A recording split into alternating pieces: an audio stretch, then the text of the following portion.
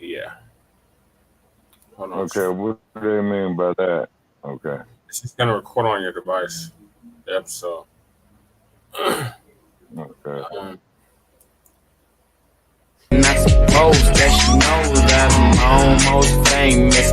Neck bang bang, and we dangerous remaining. Time steady changing. I don't know these niggas, and I don't wanna know them. This girl just want that big moment, so she can blow it.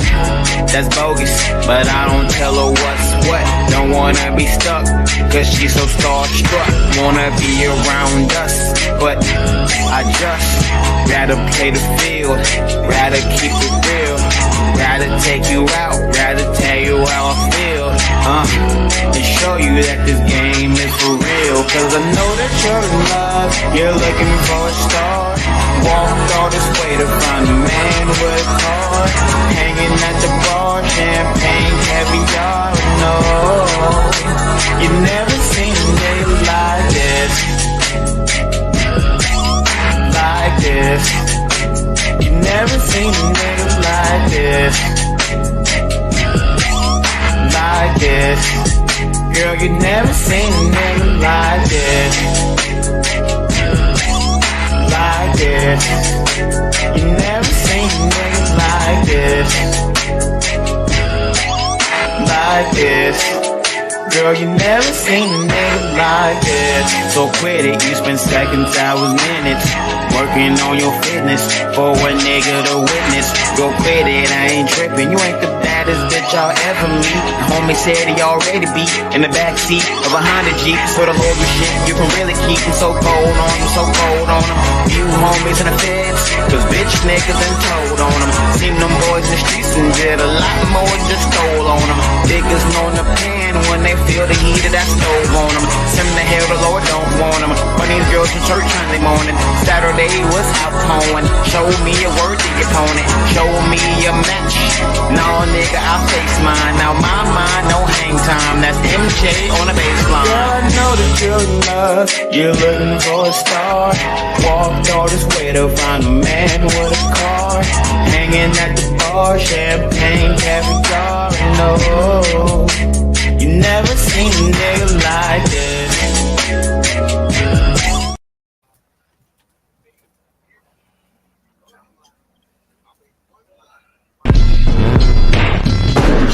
Wanna see my cars on flatbeds. Hey, this is recession, selling that crack, yeah. Niggas selling super sour bionic glue, and got Superman powers when I'm stressed new. New Corvette looking like a transformer. No seatbelt screaming on my Android. Damn, I'm knee deep in the projects, and Hollywood ain't accepting no nigga from the project. New Corvette looking like a transformer. No seatbelt screaming on my Android. Damn, I'm knee deep in the projects, and Hollywood ain't accepting no nigga from the project. New Corvette looking like a transformer. No seatbelt screaming on my Android. New Corvette looking like a transformer. No seatbelt screaming on my Android. New Corvette looking like a transformer. No seatbelt screaming on my Android. Damn, I'm knee deep in the projects, and Hollywood ain't accepting no nigga from the project. New Corvette looking like a transformer. No seatbelt screaming on my Android. Damn, I'm knee deep in the projects, and Hollywood ain't accepting no nigga from the project. New Corvette looking like a transformer. No seatbelt screaming on my Android. Damn, I'm knee deep in the projects, and Hollywood ain't accepting no nigga from the project.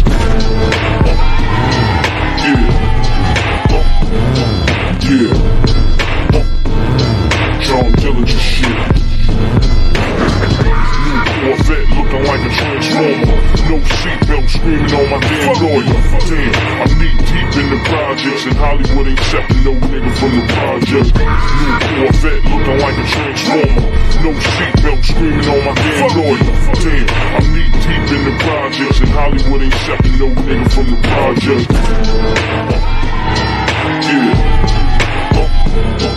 Yeah. John Dillinger shit. Niggas in the hood wanna see my cars on flatbeds. Hey, this is recession, selling that crack, yeah. Niggas selling super sour and bionic glue, and got Superman powers when I'm stressed new. New Corvette looking like a transformer.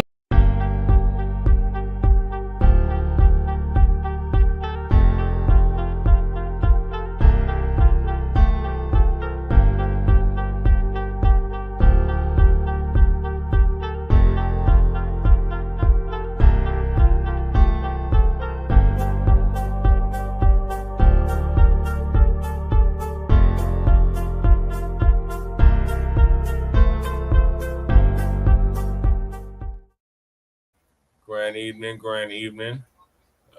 Thank y'all for tuning in to another episode of the Front Line Blacc News. This is season 3, episode 9 of the Front Line Blacc News, and I'm your host, Chain Crummer. How about those nuggets? And we are joined with our with Lady Che. Lady Che will be joining us here shortly, our other host. And then we're joined with our West Coast correspondent, Shabaka Sankoria, Shabaka's Black Experience Enhanced, which I am the co-executive producer of and co-host of. Greetings, Shabaka. How is the Sin City treating you? Oh, hold on. Oh man, Sin City. Before you do that, City. before you give the intro, I got to go through the intro. So, the topics we'll be discussing tonight are going to be Tangibles 2023, Tangibles 2024. We're not letting up on them tangibles, Black family. This is the year and the decade of tangibles, and we're going to continue to demand something tangible for our vote. As you can see in the new intro that Lady Che just put together, we are very serious about the tangibles. That's who I voted for mayor, was tangibles. The 2 suspected white supremacists did not get my vote for mayor. We got the update on the runoff election, which is taking place this Tuesday, June 6th. Your president, because y'all voted for him, I didn't vote for him, but y'all president, Jim Crow Biden, has an epic fall or major fall on stage during the United States Air Force Academy graduation in Colorado Springs. I think it was a major fall for white supremacy, if you ask me. Right. New Jersey Blacc City Councilwoman who was killed earlier this year. Her killer was identified and arrested as a member. Was arrested and identified as a member of her church. I think he's the former New Jersey. Is Governor Christy still the governor of New Jersey, Shabaka? No, sir. He's the no, former. sir, he's not. So he's the former. Okay. Yeah, and I got a few choice words about him. Former New Jersey Governor Chris Christy announces he's running for president in the U.S. in 2024, and also former Vice President Mike Pence announces that he's going to run for president of the United States of America with a triple K in 2024.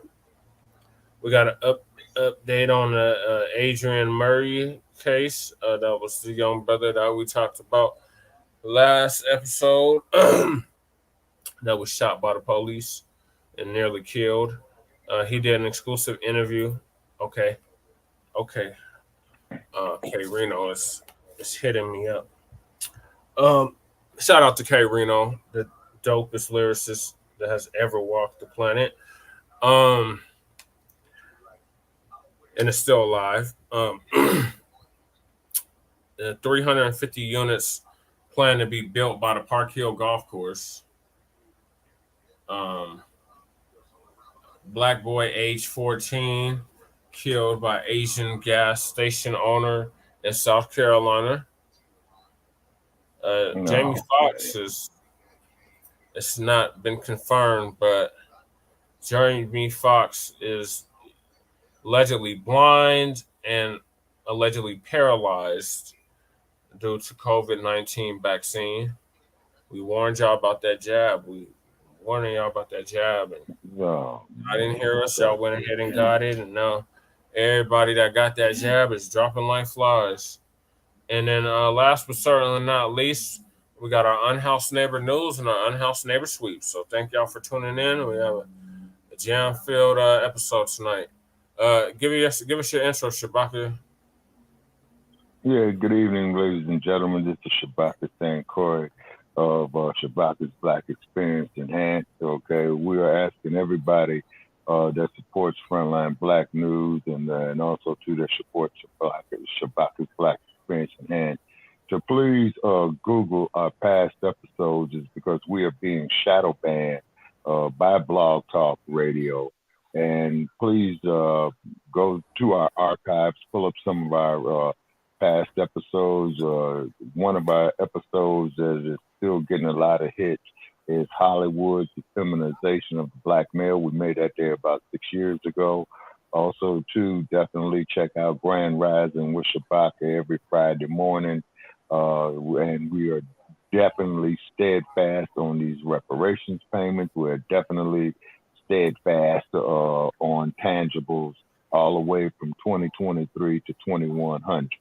Also, too, we built this damn country, if not the whole Western Hemisphere. Oh, yeah, you crackers, though, because your economy was boosted from the transatlantic slave trade. You parlayed that money generation after generation after generation after generation after generation since slavery. Oh, yeah, you got the money. Okay, start breaking some bread. Also, too, definitely check out the group and the hashtag Resurrection of the Mental Dead, because there's a new movie called Coons, and that's starring the majority of these brain dead niggas. All right. Thank you, Shabaka. Lady Che, you have anything you want to say to people before we get to tangibles? Just hi, hello, and good to see everybody. Okay. Yes. Like I said, this is the year and a decade of tangibles. We are demanding something tangible for our vote. Any politician that's seeking your vote demands something tangible for your vote. I ran for mayor of Denver and this year, and we didn't get the results that we wanted. But, however, we had a Black first agenda. We had an agenda that was prioritizing Black people first, and it's a shame it didn't gain as much traction as we had liked. But it was a template for future campaigns, B1 agenda campaigns. So we're gonna ride with that, and including us, demand something tangible for your vote. Lady Che is officially announced, or it will be officially announced in here shortly. She's running for mayor of, city council at large of Aurora. So if y'all live in Aurora, y'all can vote for her in November. And including her, demand something tangible for your vote. Stop just voting just to be voting. Stop voting because the white-owned media told you to go out and vote. Vote because you have an agenda and a cause, and that agenda is the Black agenda, and that cause is reparations, $100 trillion. Exactly. For past, present, and future atrocities the United States government, this corporation, continues to put our people through in 2023. All the way up to 2100. Black family demand something tangible. I don't really care if the two-party system collapses. We welcome the collapse of the two-party system, because the Democrats, absolutely, or the Democrats, or the Democrats, and the Republicans don't mean us no good, Black family. So, gonna vote. That's something tangible. Period. So, back in 2020, better by the name of Tariq Nasheed. Shout out to Tariq Nasheed. I wish we could have made the FBA Expo this year, but we were not able to. But I heard it was a good event, and it was a great turnout, and a lot of Black business was showcased. So, in 2020, the brother came out with the hashtag Tangibles 2020, and in it, he was demanding that we demand something tangible for our vote. So the only thing that's changed, Black family, is the year. That's it. Everything else remains the same. So tangibles 2020. So since it's 2023, it's tangibles 2023, and next year it'll be tangibles 2024. Like I said, all the way up to 2100. So the next presidential elections are in 2024. So we're gonna change 2020 to 2024. The 2024 presidential elections are coming up, and foundational Black Americans are going to reject the 50-year-old malign neglect policy that has been implemented by the political system. This malign neglect mandates that Black Americans should be ignored and only mentioned in vague in non-specific terms, lumping foundational Black Americans into groups with minorities, immigrants, people of color, etc., has only hindered the progress of Black Americans as a group while providing tangible benefits for other groups. In this election cycle, Black Americans are going to insist that our needs are specifically met by politicians who are seeking our vote. Foundational Black Americans want tangible benefits, specifically for us. We do not want trickle-down, secondary benefits that are provided for every group. Every group has not been systematically marginalized and disenfranchised in every area of society as foundational Black Americans. So we refuse to be lumped in with groups who often assist in the exploitation and disenfranchisement of Black Americans. So politicians must offer tangibles, specifically the foundational Black Americans, or we simply will not vote for them. Be sure to spread this message far and wide on social media using the hashtag Tangibles2020. And since it's 2023, it's Tangibles2023. And next year it'll be Tangibles2024, and so on and so forth, all the way up to 2100. And we've been pushing this hashtag for the past 3 years. That's Shabaka on the tangibles. Yes, sir. Most definitely Tangibles 2024, Tangibles 2028, Tangibles 2032, Tangibles 2036, Tangibles 2040, 44, 48, 52, 56, 60, 64, 68, 72, 76, 80, 84, 88, 92, 96, 2100. Straight out.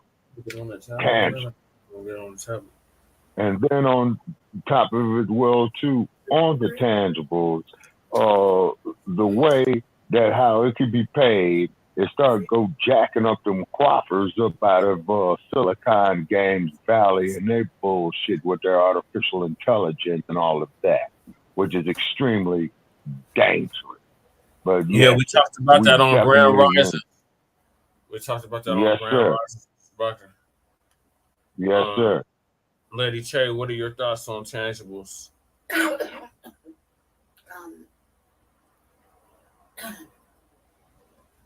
Should just not want to accept it. You shouldn't just want to go for symbolism and pretty duck dancing and pretty talk just because they whisper in your ear and they make you feel warm and cozy inside. It's a game. It's just for elections. They're not talking the right shit. They're not working on the right stuff. So vote for tangibles. That's with any politician that's seeking your vote. Tangible, especially with our community. If future politician asks you what you need or what tangibles can be provided for you, give them an answer. Please give them an answer, because when they provide those tangibles and write it out and make policies and stuff for your benefit, you only have yourself to blame for not voting for actual tangibles. And when you accept the pretty duck dancing and say that those words or those people represent you, and they don't, and they're clearly not on a B1 agenda, and they clearly don't have reparations in mind for you, then you really double check yourself and wonder what you're really doing. It's that you don't have to vote if it doesn't behoove you and there's no tangibles in it. Stop voting just because, especially right now with the Democrats. If you're in the loop, then you know exactly why.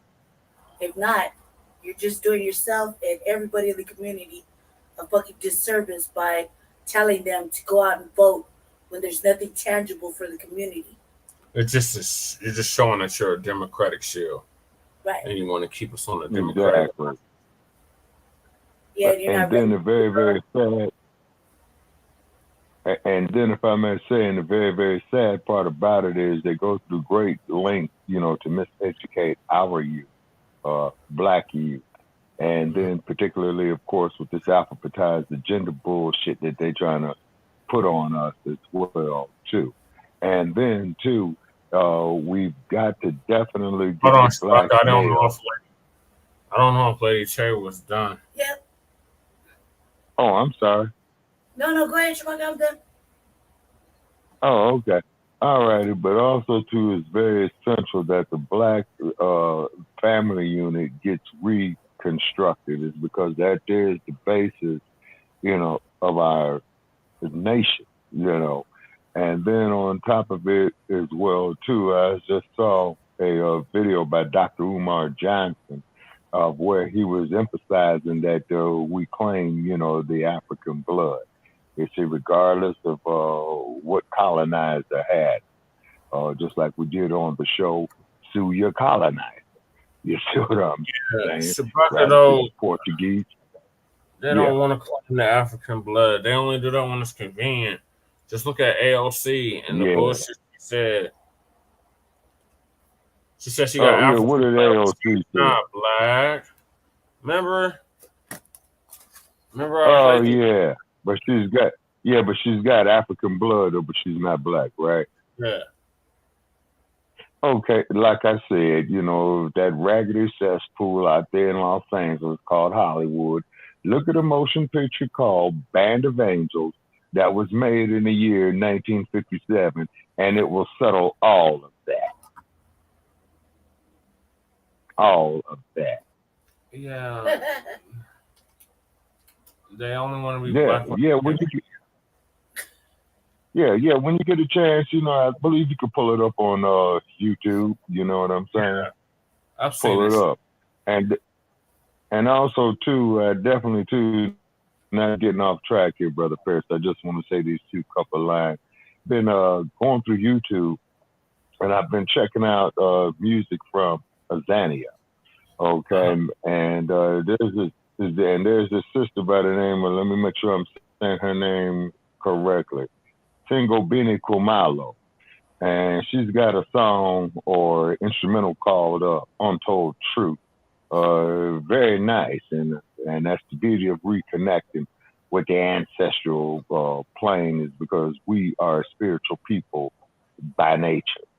You see, that's why we were blessed by the ancestors, to come from the continent. And then also too, it's 100 degrees out here right now. So once again, Shabaka Sankori is telling you, individuals who think that we're all the same, come out here to Las Vegas. The summer solstice is approaching, okay, which is the longest day of the year of the summer months, the first day of summer.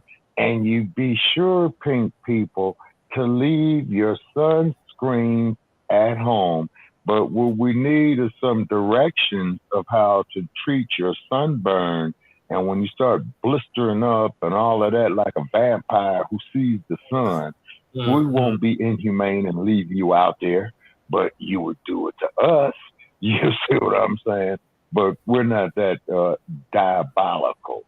And then I'm very sorry to hear about Mr. Jamie Foxx. I remember when he first got his start on In Living Color.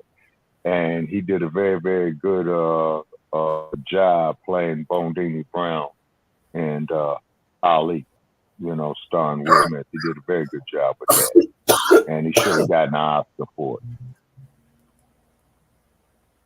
Right. Okay. Is there anything left on the tangibles? Yes, sir. Okay, we need capital goods. Okay, we need our own banking system, number one. We need agricultural property as well, too, to grow our own food. Also, too, we need to get some of our scholars, okay, and particularly our young ones, who are into the sciences and technology. And the reason why I'm emphasizing that, to counterman this artificial intelligence and to counterman, this gate garbage with these GMOs and what have you. And I do believe, by the power of the ancestors, I won't be here to see it, but I do believe we can reverse it, and I do believe we can safeguard it as well, too. But definitely shut down that artificial intelligence, because you're going to have that bullshit building itself. You see what I'm saying? I mean, it's a Pandora's box. in the making. It Yeah, we're really is. Going in the Terminator time. Yes, sir. And I do believe that the setting of the Terminator that they made in the 1980s was the 2020s. We're going into that. We're going into Short Circuit. We're going into any of those robots Lost in Space. Any of that stuff that they told us was sci-fi is now reality. Oh, yes, sir. And then when you check out the Star Trek series as well, too, and it was made in the 1960s, and the guy who created it, his name was Gene Roddenberry, and also, too, I hate to say, may she rest in power, Michelle Nichols was his bed wench, and I hate to put it on it out there like that, but she was. Yeah, I hate to put it out there like that on her. And may the sister rest in peace, you know, and I do recall that her and Dr. Mae Jameson, you know, was the first Black woman astronaut. You know, she was from Chicago. That they had went on a tour, you know, science fair tours together and what have you. So for our young people out there that love mathematics and what have you, that they should call it, you know, the countermand is artificial intelligence, is because we are target number one. And I do not care what these lying-ass Kamala Harris says. I don't care about what Biden says. I don't care what Barack Obama says. We are target number one. I mean, look at what happened to Mr. Neely there, you know, in New York City subway, yeah. Yes. You see, look what happened with Jamie Foxx that you just mentioned, with his vaccine shit. And I've had loved ones who have taken a vaccine, and I'm extremely concerned about them, particularly with this information coming out about Mr. Foxx, you know. Well, we warn people about that goddamn jab. Yes, sir. And then Gates, you know, is buying up all the damn farmland, and and I believe, you know, we touched on that, so that's kind of old news now. But yeah, he's buying up all the farmland. Yeah. Monsanto owns majority of the seeds, so I mean, they're making it where you can't even grow organic food anymore. Exactly. You see, exactly. And then the boar, Elon Musk, that's what I'm gonna start calling him, the boar, and the colonizer. Yes, because to find out that bastard, you know, was up out of Zambia. I refuse to call it the Union of South Africa. It is a Zambia. That is the true and the correct name of it. And as Professor P.L.O. Moody stated, is that whole continent has got to be unified in a fit. And later for the neo-colonialists, okay? And more power to President Museveni of Uganda, who stated, hey, you know, come take your aid, you know what I'm saying? And we're not going for that garbage, you know, you're not going to come up here and with this rainbow bullshit, you know what I'm saying? We don't get down like that in Uganda. And then keep in mind is that in the African cultures, okay, great emphasis is placed upon procreation, and that there only happens between a man and a woman, not a man going up into the crack of another man's funky ass. Exactly, Shabaka. So I'm gonna move on because I'm gonna be here all night on the same topic. The next topic is an update on the Denver runoff election, which is set to take place in 3 days. Yeah, 3 tomorrow. Yeah, this coming Tuesday. And right, in about 72 hours. Yeah, Almost, yeah. Between Mike Johnson and Kelly Brough. So it looks like the early turnout is slightly higher than they expected. We have what's called ballot trace, and basically when Okay. when they receive your ballot, you get a text message or an alert that they received your ballot, meaning your vote was counted. Ah, They also send out alerts when your ballot is mailed. So it's supposed to be okay. the top, if not the top, voting system in the country, and it's also where Hmm. Dominion is located as well. Oh man. So Wow. we have this election coming up. These mugs are starting to go at each other on these damn TV commercials and Hmm. these damn mailers. Like here's one right here. I'm gonna stop sharing so Hmm. you see it. This Mike Johnson is on the bullshit. Okay, so it says you can learn a lot about the candidates by the people who support them. Mike Johnson is endorsed by Democrats, labor unions, and community leaders. Oh my God. Hmm. Leslie Harriet, remember her? Julie Yeah. Gonzalez, Lisa Calderon. That's the one I said was our cop, Mala Harris. Mike Johnson, the Hmm. plans to move Denver forward and experience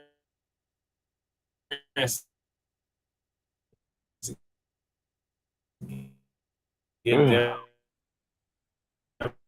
done.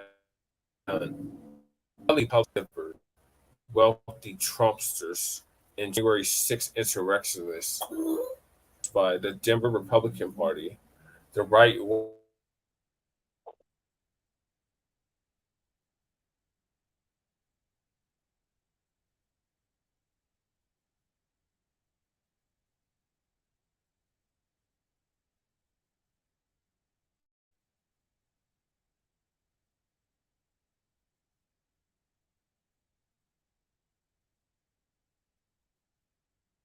Brother Trey, you have no sound. Your sound is gone.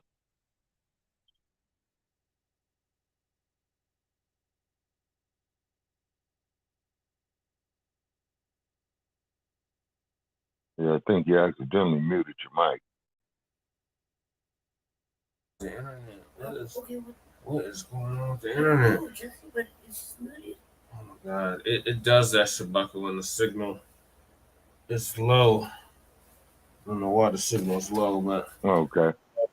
I was reading this damn flyer. This they call them glossies that was sent to me. Uh-huh. Okay. And then, Jersey, it seems to me, What part did you last remember hearing?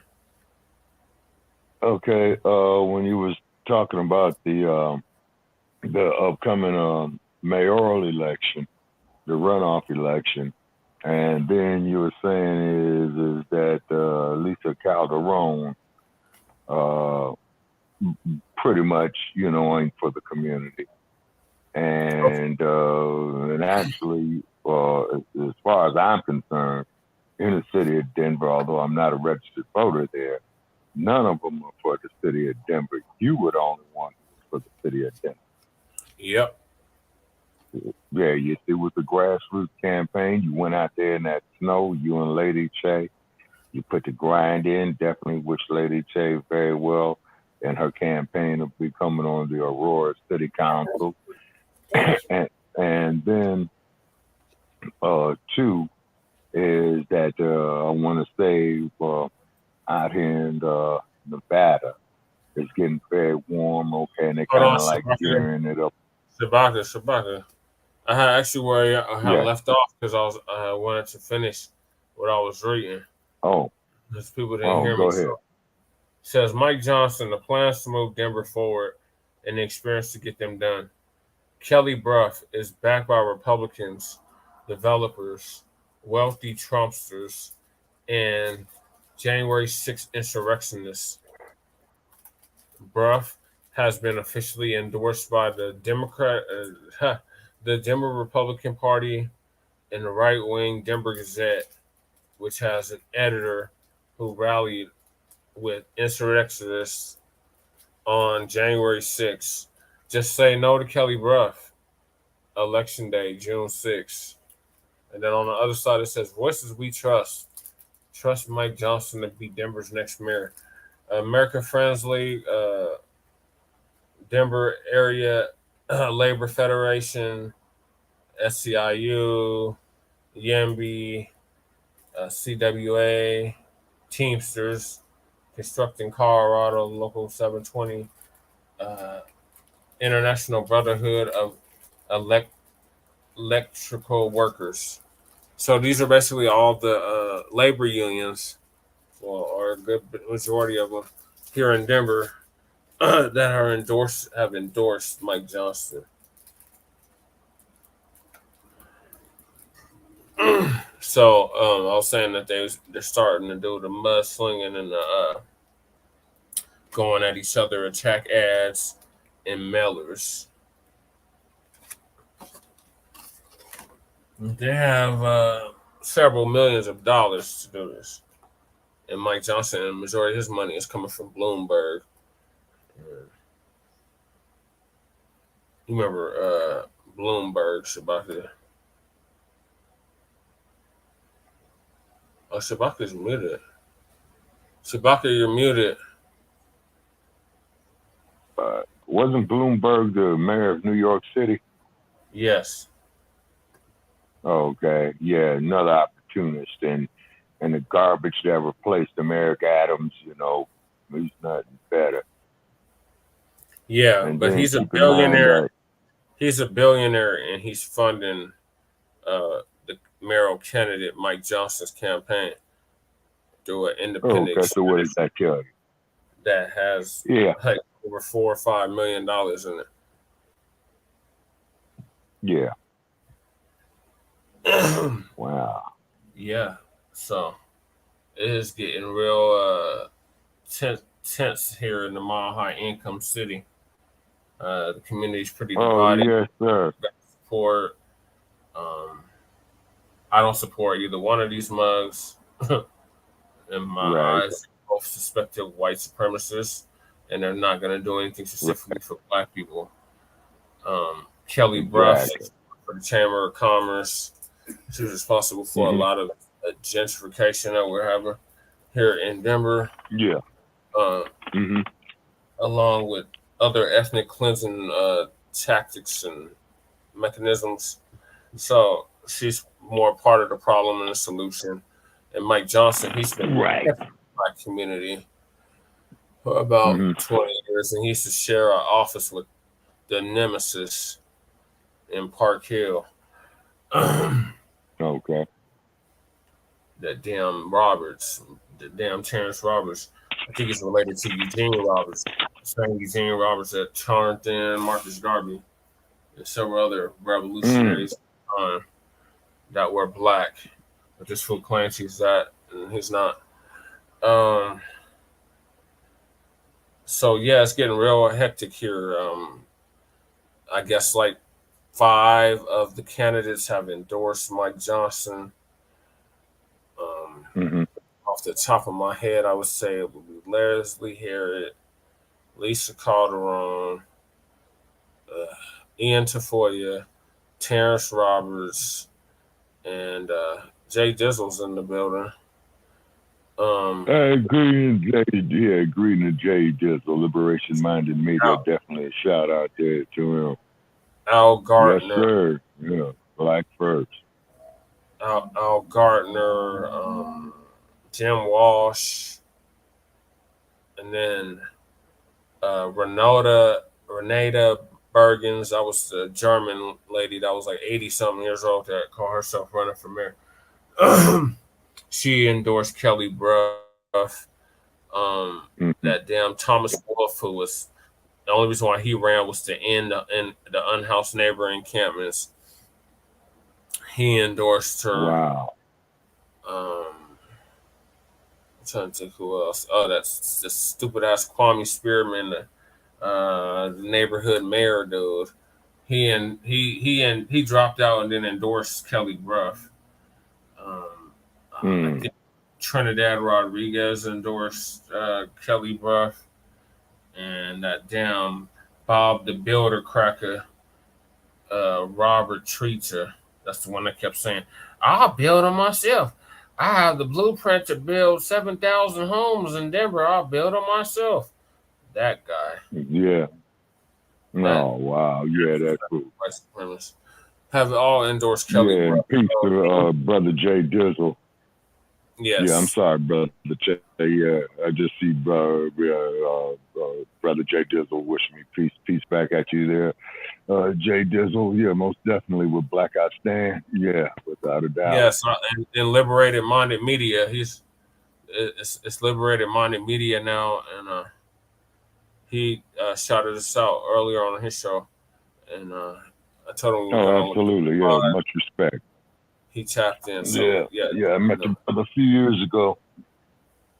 Yeah, I met Jay a few years ago up there in Seattle.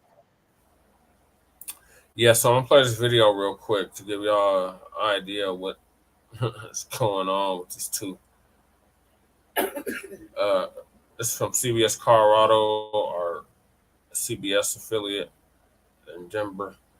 It says early turnout up slightly in Denver mayoral runoff election. Week away, and turnout numbers show more people are getting their ballots in early. The key race is the contest for mayor between Kelly Brough and Mike Johnston. But there are also city council races that could reshape the ways that Denver operates. Karen Morfitt is part of our team covering this critical Denver election for you. And Karen, it is nice to see more people getting involved this time around. Absolutely, Karen. And today is kind of a critical day. The Denver Elections Office wants to remind people that today was the last day that you could send in your ballots via mail. Now you're going to have to turn them into one of the many ballot boxes that are across the city, or they have a drive-through here at the Elections Office. And of course, you can always vote in person, even on the day of the election. Now we know in April we had a huge last-minute turnout during that election. Already officials say the early numbers are up. A week before election night in Denver. But I wanted to make sure my ballot got turned in because too many people have fought and died so that we could vote. Ballot. Oh my fucking God. Because they find the biggest cones to put on the goddamn news. Right. Our ancestors fought for, as what Jay Dizzle's show channel says, liberation, freedom from white supremacy, not no damn voting. They thought voting would have been. They thought voting would be the way to it, but as we can clearly see, and we've seen for the past 60 years, voting is not getting us anywhere, Black family. Especially if we're not voting, if we're voting with no agenda and no cause, just voting just to be voting, because supposedly our ancestors died for us to have the right to vote. No, our ancestors died for us to have liberation and freedom. Exactly. Yeah, read Dr. Newton's Revolutionary Suicide. So I told my wife, hey, on my way home, that way we don't have to mail it or go hunt up a ballot box. The turnout so far, about 15%, which may sound low, but it's actually up compared to previous elections. So looking back at the last 4 municipal elections, we are tracking just a little bit higher than those. We were at about 9% this same time for the April election. So definitely seeing folks at least turning in their ballots earlier. Lucille Winigama, spokesperson for the Denver Clerk and Recorder's Office, believes there's an increased interest in this election and points to required debates as part of Denver's Fair Election Fund as potentially playing a role. Voters really wanted to see discourse among the folks who were going to be receiving that public funding. And so we think that part of that conversation, part of that discourse may have contributed. Those who have already cast their vote sharing a similar message. Your vote do count. Vote. It's too important for the city.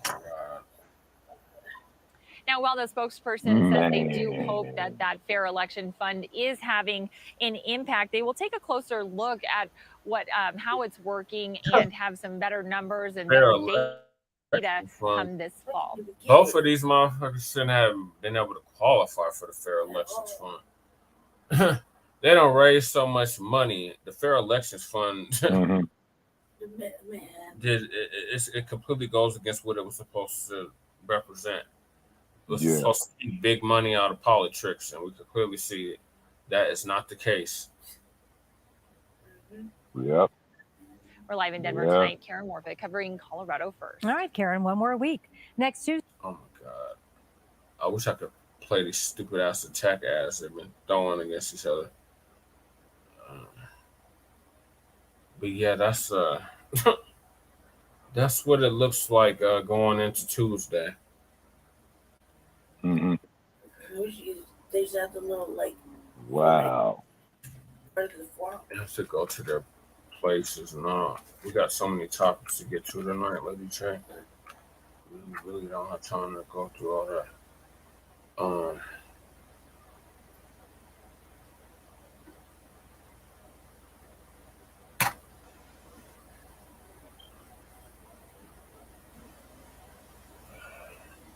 Does he even have a freaking YouTube channel?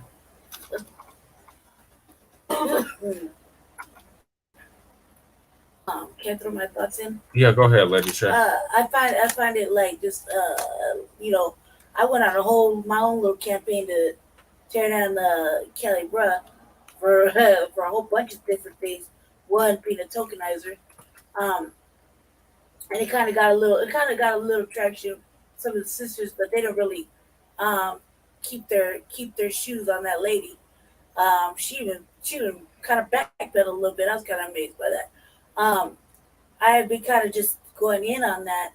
The thing is that it just baffles me about all these damn endorsements after the fact, that when the runoff came, this bride decided she wanted to get every single fucking endorsement humanly possible, minus the one that actually mattered, which is Hickenloopers. Yeah, how are you? Hickenlooper's chief of staff. She has endorsements. She got it separated from Latinas, women. She has separated and who endorses just regular people, and it's a very it's like bragging, like I've got the endorsement of right, and she's very disingenuous. And from my opinion, I've been talking shit since the moment I seen motherfuckers allow them to get tokenized. I've been pretty much on it since before the election, before the mayoral election, actual mayoral election. Him, we already knew what kind of man he was. I think he's just better prepared as his forms, and he is because of something a little different. But they only had one debate, guys. That's all. Everything else was a goddamn forum. Yeah, all these forums are all the same. She has the same speech, the same. It's all rehearsed. It's fucking. I hear the same sad ass motherfucking story. This last one I was gonna go to, I decided to let the lady live. Just for general principle. I was like, well, it doesn't matter. I know that Team Paris, probably the only mayoral candidate that didn't give his vote to any of them people. And it seemed like it wouldn't matter. Endorsement to any of them. Yeah, endorsement. It seemed like it wouldn't matter, but it does. And especially when it comes to certain candidates trying to remix reparations and whatnot, you don't have this endorsement. You don't have this motherfucking especially when you try to tokenize and shit. You don't have none of that. So it does matter. We're kind of proud of ourselves. We're kind of proud of ourselves with all the fucking heavy heat we've been giving them. There were two debates. Yeah, we've been pretty. It's been. I'm going it doesn't matter who becomes the mayor. The fact is that they're not concerned about the people, and people are just going to suffer. And we already know we're seeing it. We're seeing a lot of that. A majority of their campaign thoughts and processes they took from Team Paris. Yeah. On both ends. it's a sham. And so, we don't have no love. And I've been just actively going in on it every chance I get.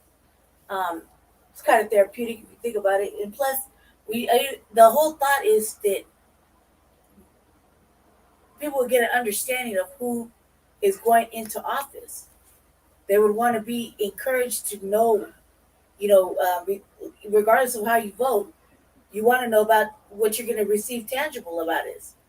And there's nothing really tangible. In most cases, it's on the opposite opposing side of things that we don't believe in. It's symbolic gestures. It's symbolic, and it's just pretty duck dancing and cozy little words. What's really sad is that Black organizations have jumped up to support them and say off-brand comments like they represent, the community. Code organizations. And it's like, how can that be? They don't even really say anything about Black people at all. I reviewed it. It's always people of color. Right, it's very broad and ambiguous. The language is like word salad. It's just retarded. It's like dumb, and oh well, they only got themselves to blame for the next 4 years. So we did our part. We thoroughly did our part. Educated, trying to provide access, tangible solutions, actual policy that would benefit Black people in the city. Really worked hard. We really fucking worked hard. For 2 fucking people. 4 years worth of work. Yeah, 2 fucking Nobody had a website like that. No. Shout out to Lady Che for the website. Thank you. It was hard work. So, for those that don't know, in the state of Colorado, felons can vote, specifically in Denver. So this clip I'm about to play is from CBS Colorado as well, and they're talking about Denver inmates get a chance to cast ballots in the Denver mayoral runoff election. Shout out to the homies that are in the video. Well as that should.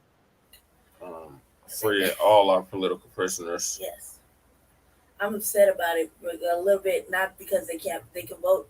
I'm upset that they wouldn't let us go and talk to them about voting. Because of COVID.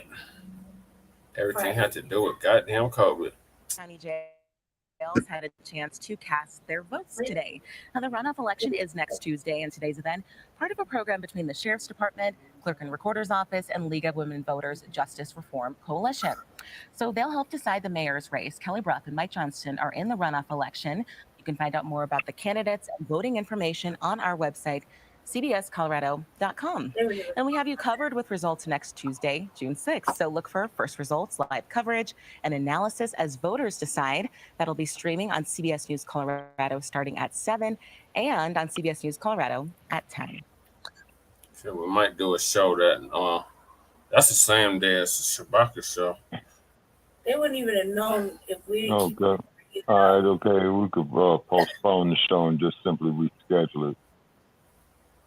Okay. Yeah. Uh-huh. Yeah, because we could do a show on the stupid ass election results.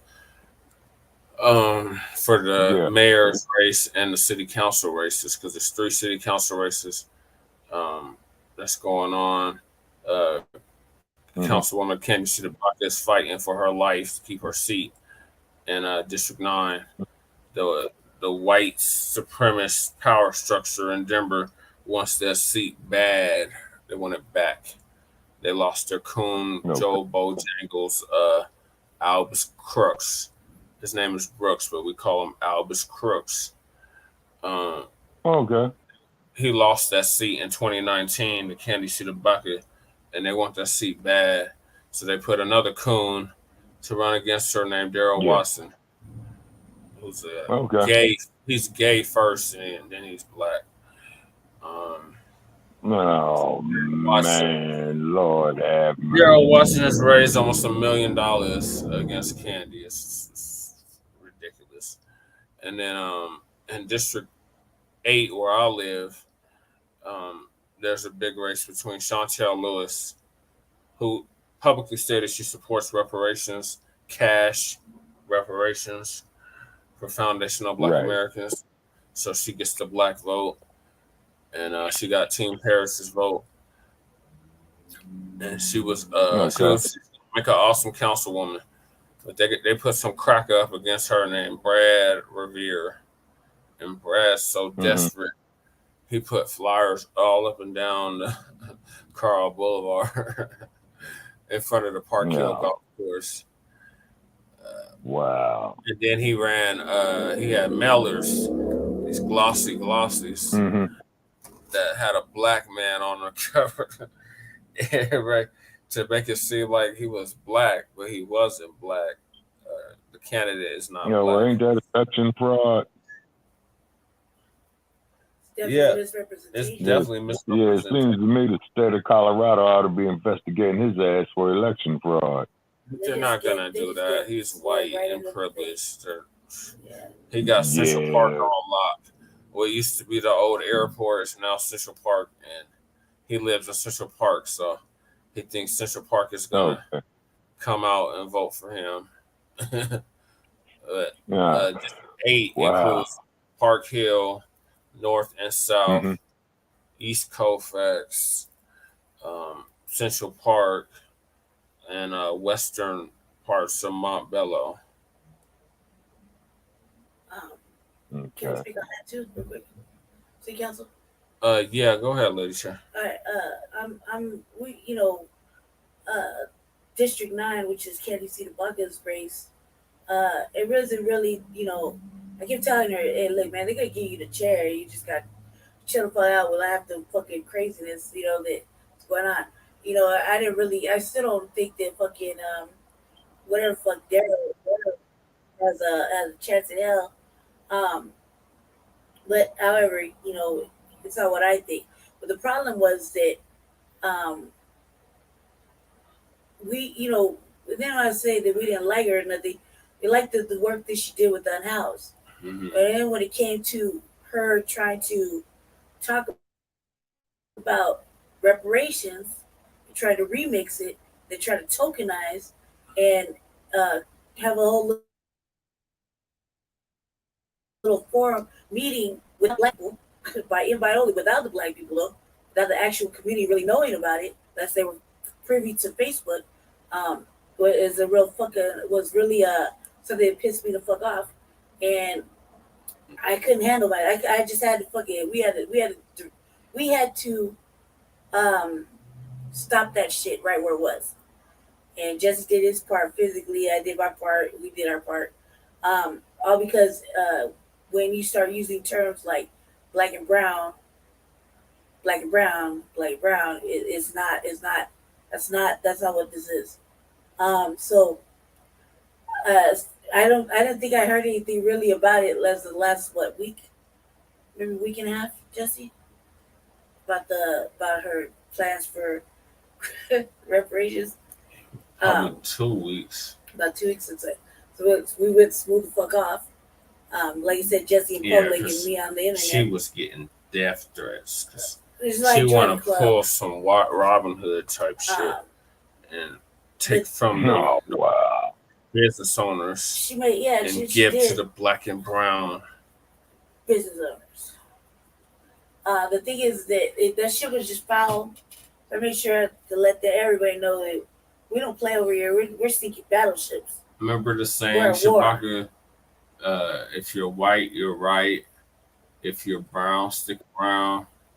And if you are black, get back. Right. So we're not, we weren't playing around, so we're being very serious. Welcome back, Shabaka. I didn't even know you had dropped off. We've been very intentional. Yeah, because I was no, go ahead, Lady Chair. I'm sorry. We've been very intentional with shutting that down because, on every avenue, this is one thing that Democrats are not going to do is try to remix some shit they don't got no business remixing, because they think it's they're riding a wave. So nobody wanted to come at this broad like that until she wouldn't listen. Try to save her life, like, come on, don't do it, yeah, behave yourself. And plus, I felt like she didn't have all this heat for reparations when she was dating a whole black woman, had another black woman riding with her for like the first 3 years. So I just felt like that was really cap and had to be called out. But then the tokenizing, tokenizing usury, right? Just was beyond me. So the fact that our alleged community, where people like to say, community stands for community, blah blah blah blah. No, the community doesn't. The community is whatever the fuck the paymasters are saying, and they just ride with that. It's never on some never really prolifically pro-black, and it's never with the black agenda. It's an all-inclusive fucking word salad of fucking propaganda. And so we've been doing our part. It's almost amusing now for us to watch it not come to fruition, because that lady was trying to basically pick more off of Team Paris, Jesse Paris's brain, and make whole fucking, have a whole study without the black community. And that wasn't even reparations. What the fuck they were talking about? They weren't even talking about reparations. They were talking all stupid and shit. It is just another study, family. Another round study. Cash reparations would be too hard. He said without economic whatever. He said, oh my crazy shit, the craziest shit ever. Let's put it that way. That this whole fucking 2 years with the task force and the new black media that we've been working so fucking hard for, that she just thought she was just gonna run off and fucking make policies and steal more of Jesse Paris's fucking Jesse Paris's fucking brainwaves and run off and think that this shit was just gonna be sweet. It wasn't. It really wasn't. However, I don't want to see the gay and black dude win. I don't want to see that at all. She liked to say that she's getting death threats. Join the club. That's just what it is. You know what I mean? Obviously you're okay. Motherfuckers shouldn't be doing that. I just find it like incredibly fucking like, what is this, a woe is me moment all of a sudden? The second thing about Kelly Brown, real quick, I'm about to end it, is that I find it contradictory, or not contradictory. I find it like conflict of interest. Excuse me, a conflict of interest when the newspapers endorse you and have been endorsing you since before the first mayoral election. The Gazette had chose who they liked from jump, and they kept running with the narrative. So I find it a major conflict of interest, because the newspapers and media, they're the ones that push these off-brand fucking messages, and they want people to get on their side without really taking a chance and looking at things the way they really are. So I just wanted to say that, and I'm done. Thank you. Yes, thank you, Lady Shay. What are your thoughts, Shabaka? Okay, is once again here, is that they playing politics with it. And then, quite naturally, of course, they're selling the black community down the toilet once again. And then, of course, like all these coons that you got out here, you see what I mean? Like your Eric Adams and what have you of New York, so it's the same affliction, that's happening there in Denver. And this is why we got to have, be one agenda first, and then hopefully it will jumpstart and kick a spark out at the local level. Just keep doing up the work that you're doing, and hopefully it will spread, to Baltimore, to New York, to Los Angeles as well, too, is because Karen Bass, she will be up for election in, let me see, I think 2027. Yeah, the next election will be in 2027. Yeah, for Los Angeles, yeah. And then keep in mind, yeah, okay, so Denver and LA, yeah, they have the mayoral elections a year apart. No, the same year. Karen Bass. Yeah, that's right, yeah. Because Karen Bass was elected earlier. Yeah. Okay, an odd number. Okay. And then also, too, just a small update about Los Angeles, not getting off topic right here. Karen Bass, they got him out there, mistreating the homeless again. She talking about she's pledging all this, effort to get them housed and all that. But once again, the lapdogs is out there tearing down the homeless encampment, on the speech, and what have you. And they do it unannounced. They don't even announce it. They just come and do it.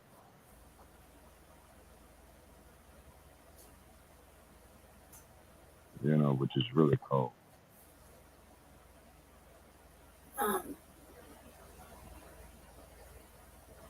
Getting back to the runoff election, what are your thoughts, Shabaka?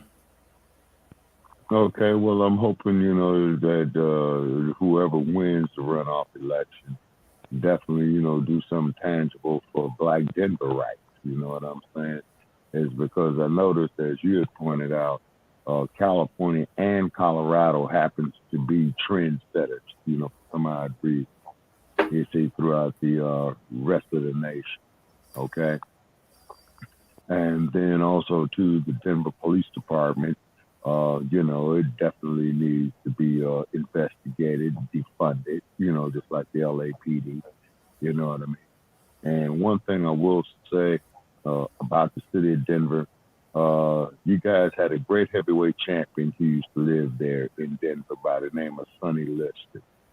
Because Sonny Liston was known for beating up police officers and throwing them in the trash can. One of my favorite boxers. Yeah, Sonny Liston. Can I see the weed? Yeah, shrink, please. No, the big thing. Thanks. What's next? I like Sonny Liston. He's one of my favorites. Oh yeah, because he trained over there at a place called Fern Hall. I believe it was over there on Welton too, Jesse. But you told me they tore it down. Yeah, they tore it down, Shabaka. Yeah. Oh yeah. Hide and bide. Majority of the businesses that was around when you were last year Mm-hmm. here in Denver are gone. The only thing I remember is Wall Street Cafe and the barbershop. And my godmother's barbershop, Frank Steiger's barbershop, Apple Starling. That's about it. Everything else is different. It's either gone or something else. Man. Mm-hmm. But yeah, y'all president, because y'all voted for him. He had a major fall this week at the U.S. Air Force Academy graduation ceremony. If you ask me, this is a fall for white supremacy. Play the video. So, hi, Colorado Springs. Sleepy Joe just got done doing a speech for the graduates here, talking about this the most diverse crowd. What the hell is there? Is no diversity in this. The most women and shit. That's just ridiculous shit. Like I see maybe one black person in this whole video, but right here. So he is getting ready to get off the stage, and y'all see.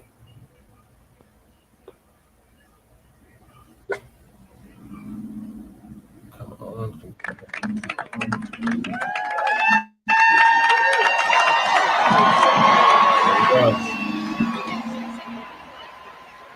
They're saying he tripped and fell.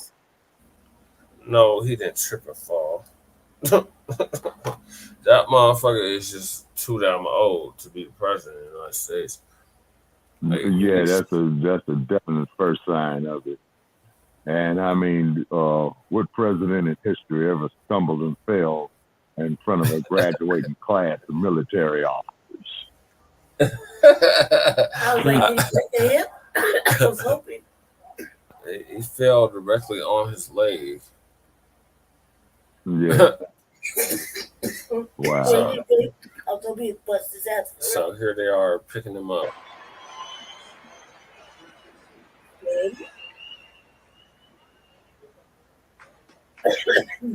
Yeah.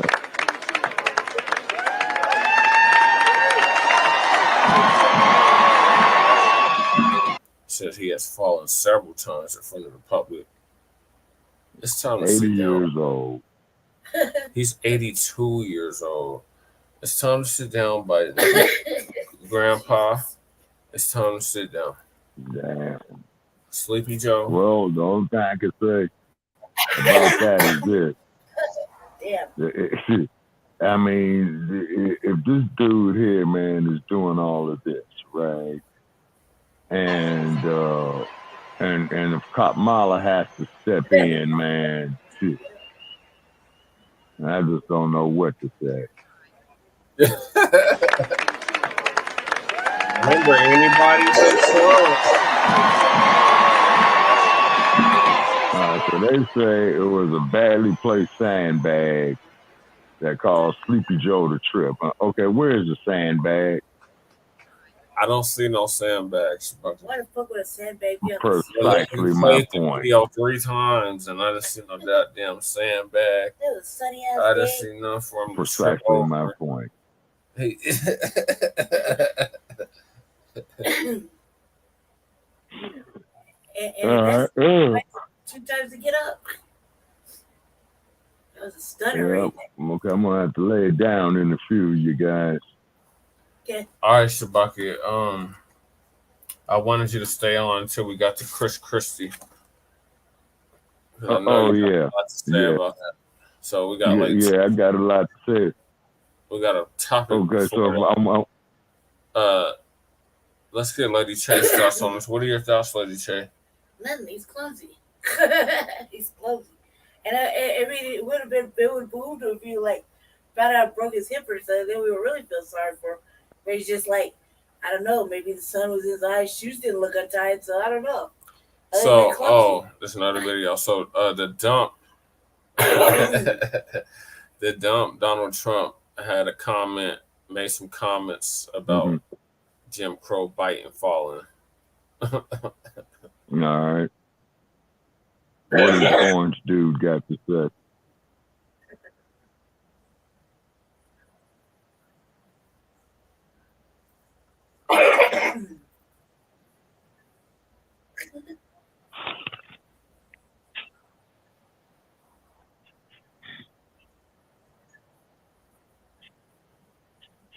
You all saying the whole thing is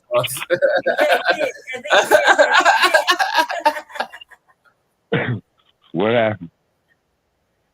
Oh, the dump.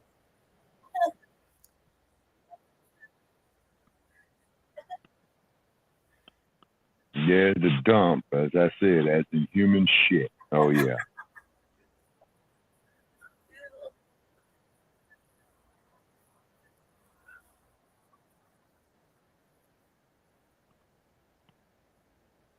No, that's why I see they're playing with the algorithms again, huh? Oh, man. I can say you can't hear it. Yeah, I can hear you. Can you guys hear me? Yeah. Okay. Because I got this Bluetooth on because I couldn't find the regular headset that I normally use. It sounded like it did. That sounds like something he would say. It sounded like he was gonna say fuck it, and he seen there was kids in the crowd, so he kept his language clean. So yeah, even the dump has something to say about Jim Crow biting, making an epic fall. She's gonna have to hold hands with somebody next time. Oh my God! You can't walk right. Grandpa, it's time to sit down. Yeah. No, at 80 years old, he would be great grandpa. 82.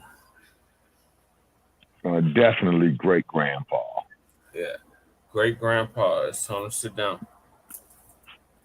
But what I want to know, man, when is the DEA or the feds going to go arrest his son, man? After they arrest that Trump. fool's on dope. After Yeah. they arrest Trump. In a Well, perfect maybe they world, could share the same in a cell. perfect world, they would be sharing the same cell, but this is not that. Yeah. Yeah. Well, they both need to walk the concrete. You know what I'm saying? Yeah. You know, get world, degraded. Yeah. In a perfect world, all that stuff would be happening, but no.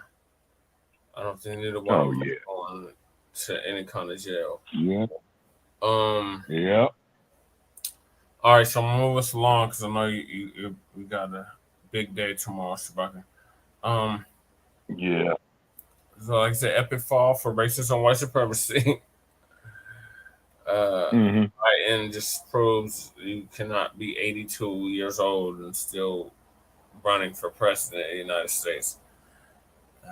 Yeah, so what they need to do, if they made a minimum age of 35 for anybody to run for president, then they need to have a maximum age, I'm going to say, of about 70. And what I mean by maximum age is I'm talking about from the time he gets inaugurated. You see what I'm saying? Yeah. When he gets inaugurated, he cannot be no more than 70 years of age. Right. Because a dude at 82, man, you know what I'm saying? And that's only 18 years ahead of me, man. And with these aches and pains that I got coming up, man, that's catching up with me, man.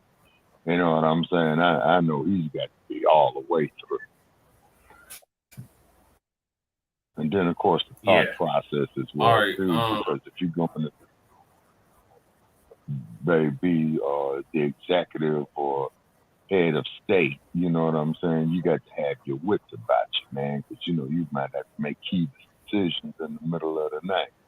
Not if they're trying to, you know, hurry yourself to the restroom with your diapers on, you know what I mean?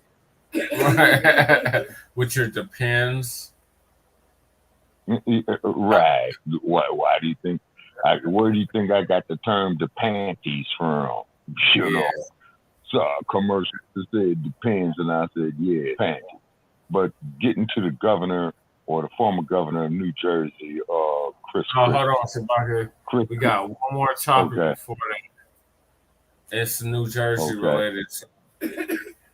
A few months back, Black family, a Black city councilwoman from New Jersey was killed, and finally the killer has been identified and arrested, and he is a member of her church. Oh, man. Okay. Is that just real? Oh, man. Yeah, they must be messing with the algorithms. Jay Dizzle said he didn't see the video. Are we sharing it? Yes. This computer is freezing up. Okay, Jay said what now?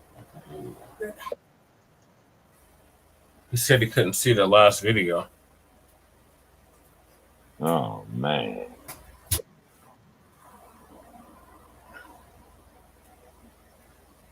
He said the ancestors tipped his ass. Yeah. Yeah, they tripped him. Yeah, that's right, Dre. Yeah, that's right, Dre. Yeah, the ancestors tripped his ass. Yeah, most definitely.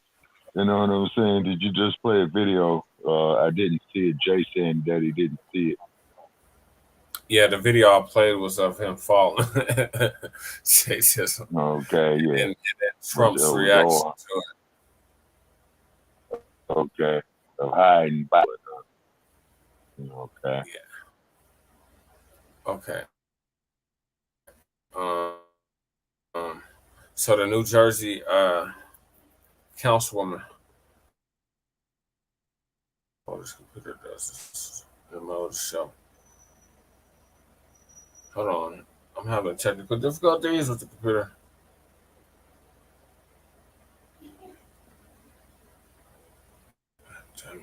Yeah, that's the algorithms coming to you there from Silicon Game Valley.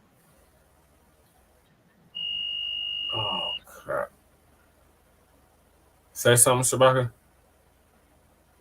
Yes, sir. You know, I just said that Silicon Game Valley, man, messing with the algorithms and what have you, you know? Good afternoon. Thanks for joining us. This is your News 4 Now update. I'm Kay Ingram. A shocking crime in New Jersey. A council member is dead, murdered at an apartment complex in Sayreville, and shot several times. Right now, there's a search for that gunman, and News 4's Tracy Strahan is there with the latest. It was officers here from the Sayreville Police Department that discovered Councilwoman Eunice Dwumfor shot to death right in front of her home. Now, the councilwoman was just 30 years old and served starting in 2021.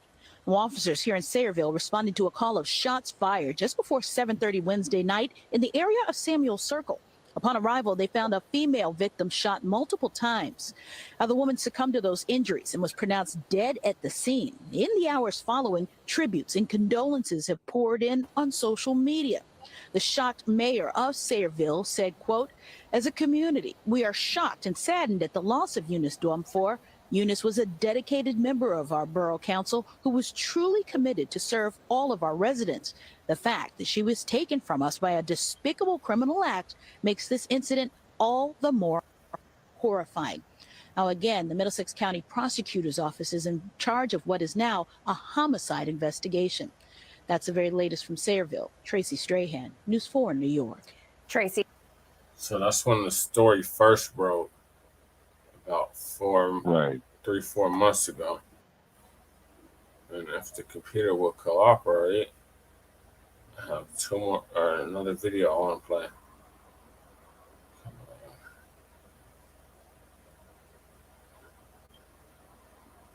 Come on, computer. Okay. So apparently, this councilwoman was real religious.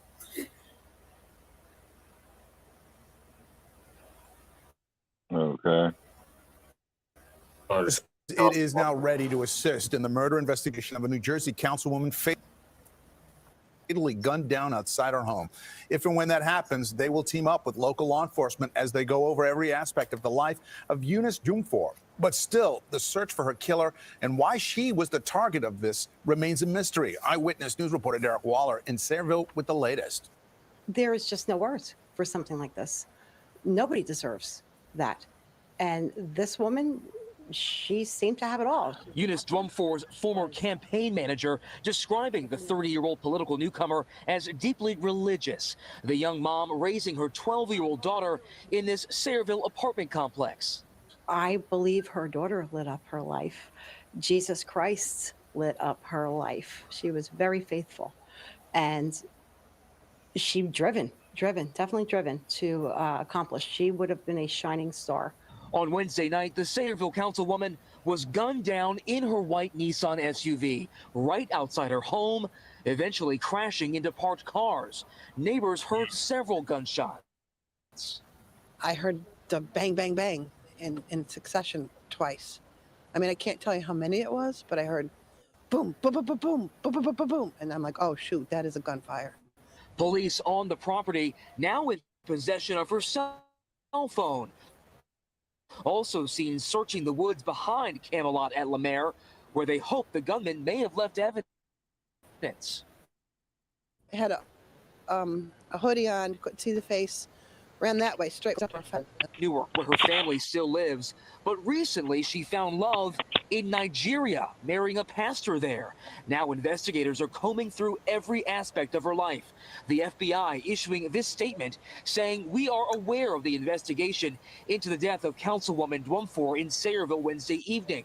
We have talked with our local law enforcement partners at the Sayreville Police Department and the Middlesex County Prosecutor's Office. Should they ask us for any assistance, we will do all we can to help their investigation." And while that investigation continues, one thing appears certain. They don't believe that her position as a councilwoman had anything to do with the murder.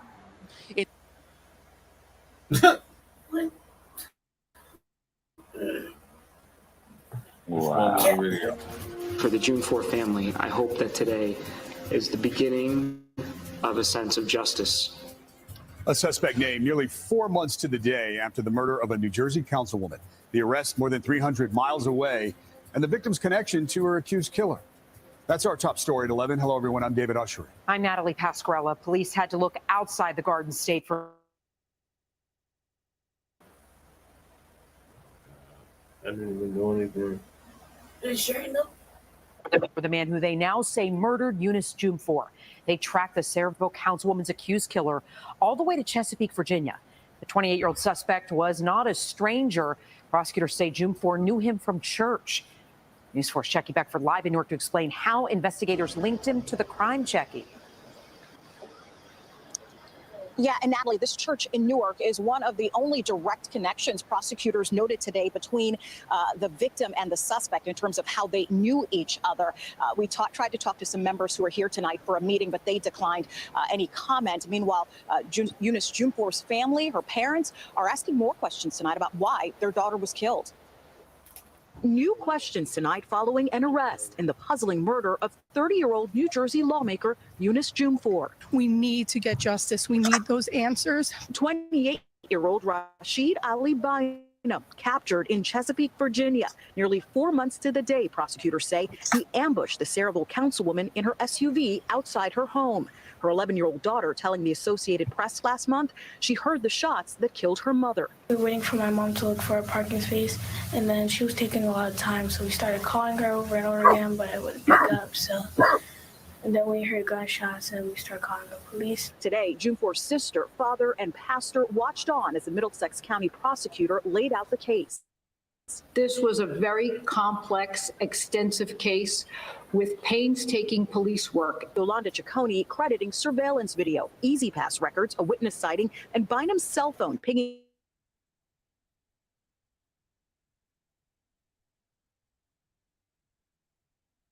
phone. A search of the victim's phone revealed Bynum as a contact in Eunice Jumfor's phone with the acronym FCF. That church affiliated with this one, the Champion Royal Assembly in Newark, the church through which the rising Republican politician met her new husband in Nigeria. Jumfor seen here in promotional material on the church's Facebook page. The same church prosecutors say Bynum had also worked for at one point. That on the day of the murder, Bynum searched the internet for information on Champion Royal Assembly Church, as well as the area in Sayreville, New Jersey. But the attorney for Jumfor's parents says prosecutors have yet to reveal the proverbial smoking gun, a motive. They are trying to also understand the relationship, how this person came to target Eunice, what was the rationale. While the family seen here leaving the prosecutor's office is thankful to investigators, John Wisniewski says the prosecutor has yet to share why their daughter was targeted. Maybe they know, but certainly they haven't shared that. And that is something that is vexing the family as we speak right now. Bynum is charged with first-degree murder and several weapons charges. He is currently in Virginia awaiting extradition. We're live in Newark tonight. Jackie Beckford, News 4, New York. Wow, so he was already behind bars. Yeah. Wow.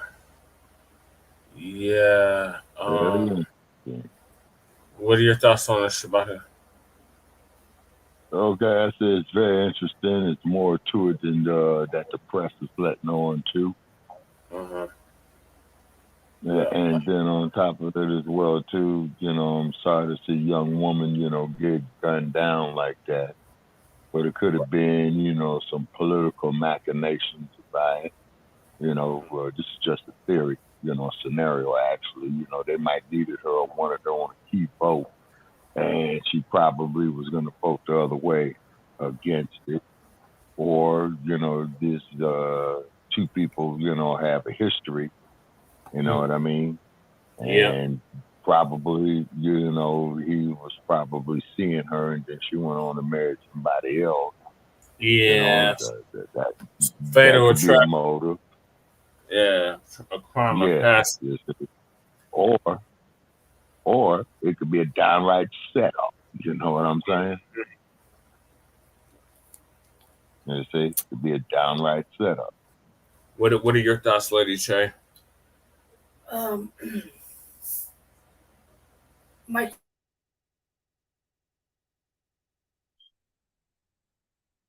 Nigeria, that had nothing to do with anything. And then two, what do they mean it doesn't have anything to do with her being on city council? And 3, why it take them 4 months? And it just ultimately, whatever narrative they're pushing doesn't really make sense.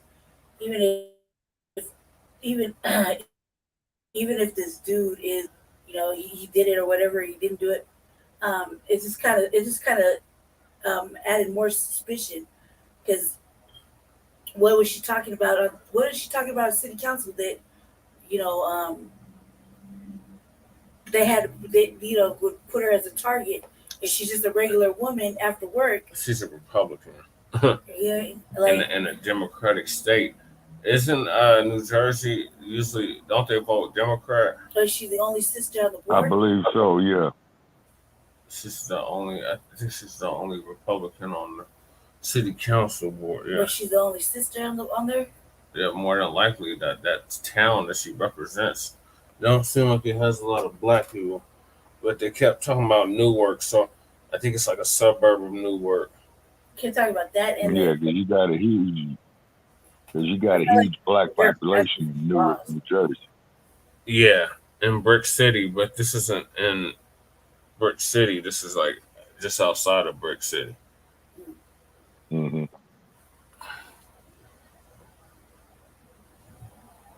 Anything else, Lady Chan? Nope. I feel like they're grasping for straws, and I really am curious about the whole husbandly thing and why they felt compelled to bring that up.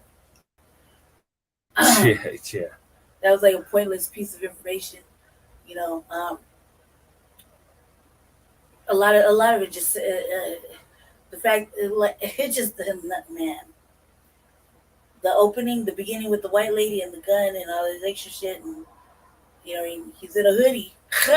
He has a ski mask on. You see what I'm saying? It's just I felt like they were reaching and trying to push a narrative. Oh, he had a hoodie and we couldn't see his face. Right. Yeah. He shot it.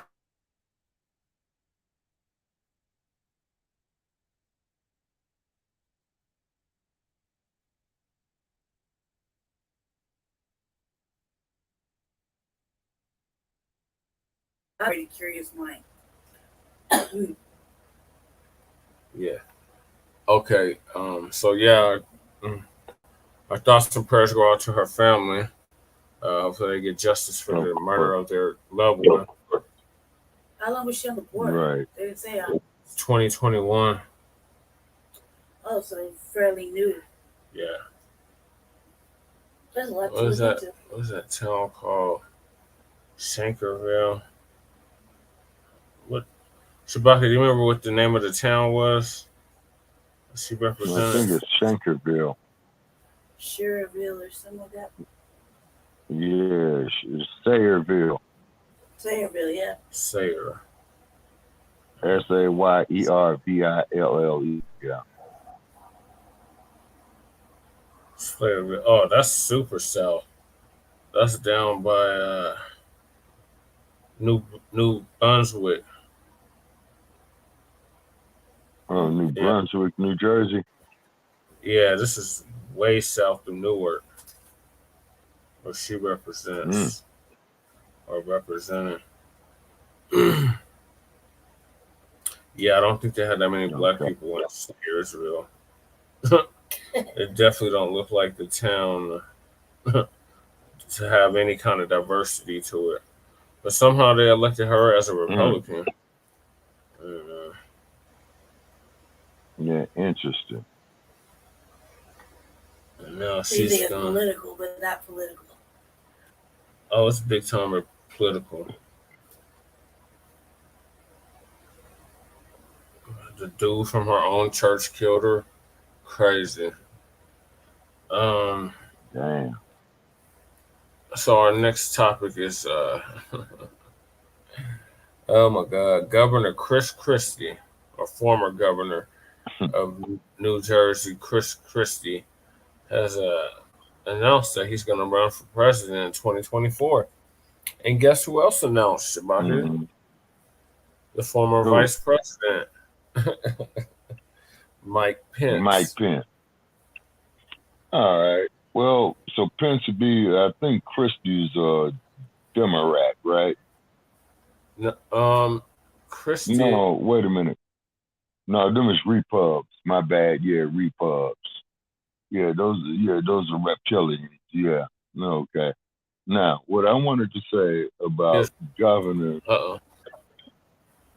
Christie of New Jersey, as we are all well aware of, that there's a very, very famous case that happened on the New Jersey Turnpike in May of 1973.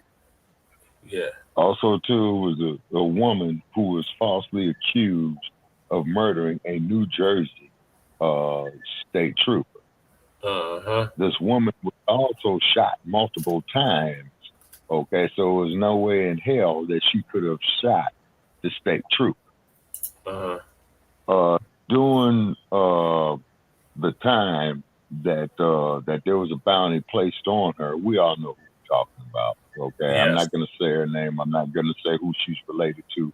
We all know who we're talking about. Christie did not and thwarted an investigation to the fact that the woman we're talking about, okay, suppressed evidence that she was falsely accused. Okay, and from what I understand is that Christie had endorsed another $1 million placed on her head. Now, because the state of New Jersey issued a $1 million reward, okay, then when Obama, was in office, he put another $1 million reward on it. Also, too, you are aware of the fact that if this person ever sets foot on U.S. soil, they have orders to shoot to kill. So with those draconian Gestapo tactics of what you're talking about, of what Christie and them are talking about in New Jersey, okay, goes to show that there is no freedom of justice here. You're not innocent until you're proven guilty.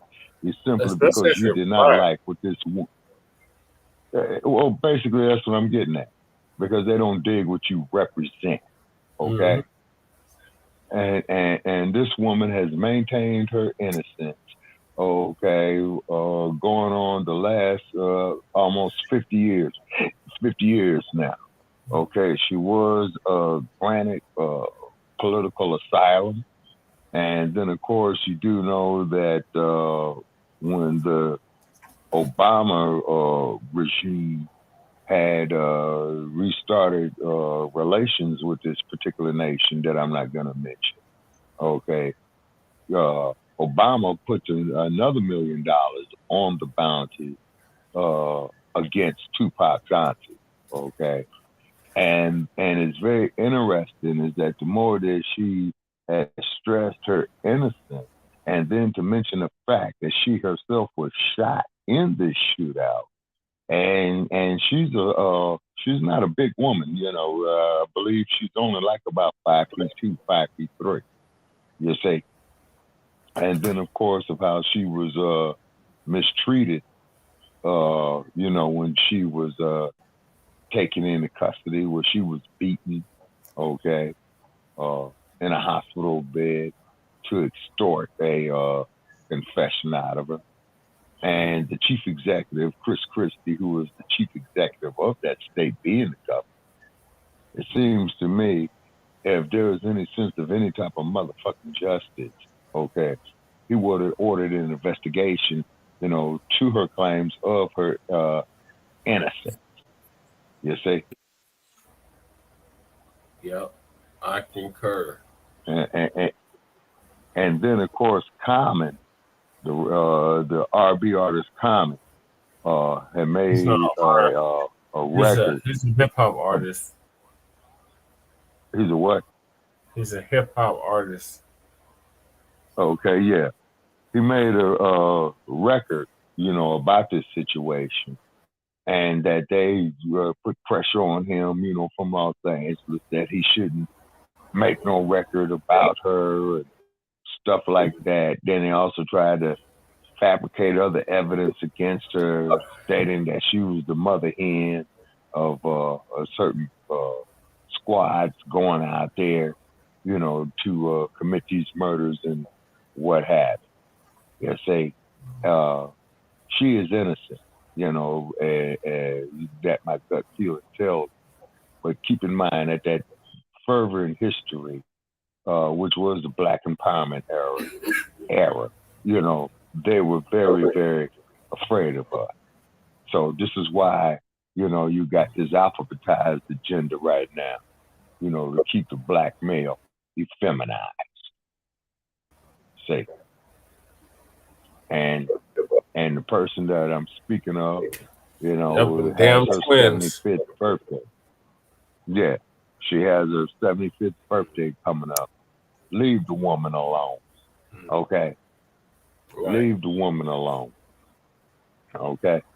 Leave her alone. And so she was granted, asylum in a particular nation, as we all know.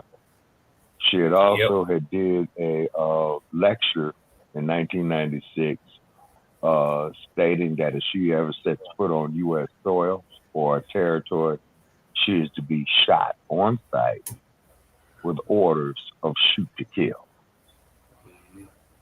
And man, and if that's not J. Edgar Hoover, man, with that, man, come on.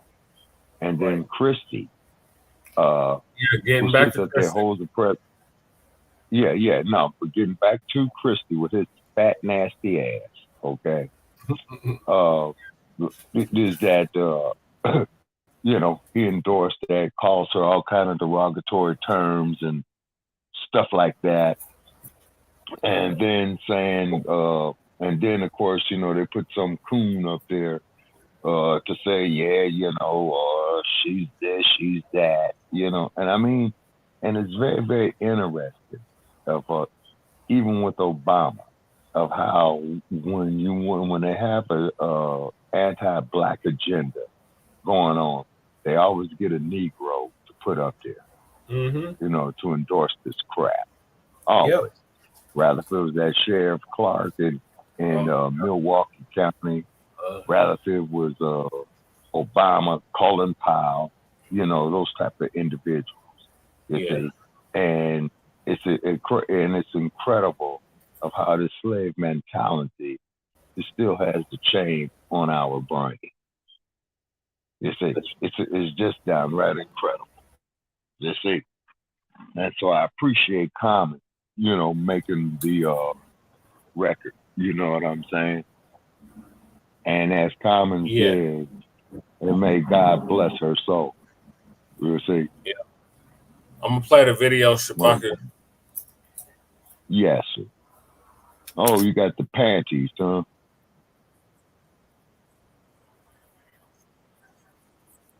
Yeah, DeSantis, you're a punk.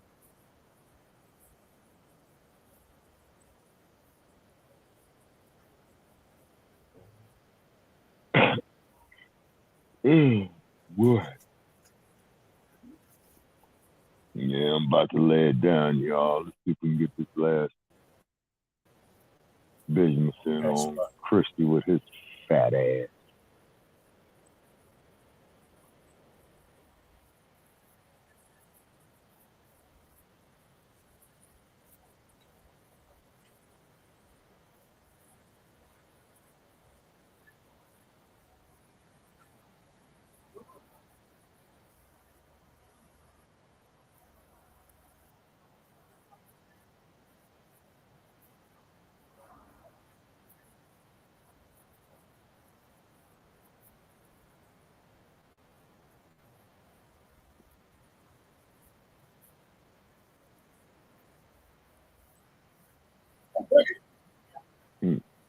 Yeah, can't hear it.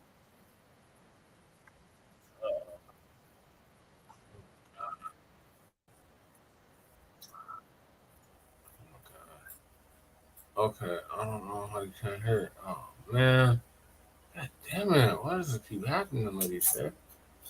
Okay, sorry. I don't know where to begin with this. Okay, what is the last thing you remember hearing? I haven't heard anything on this video right here on Chris. All right, let me start it over, Shabaka. Okay.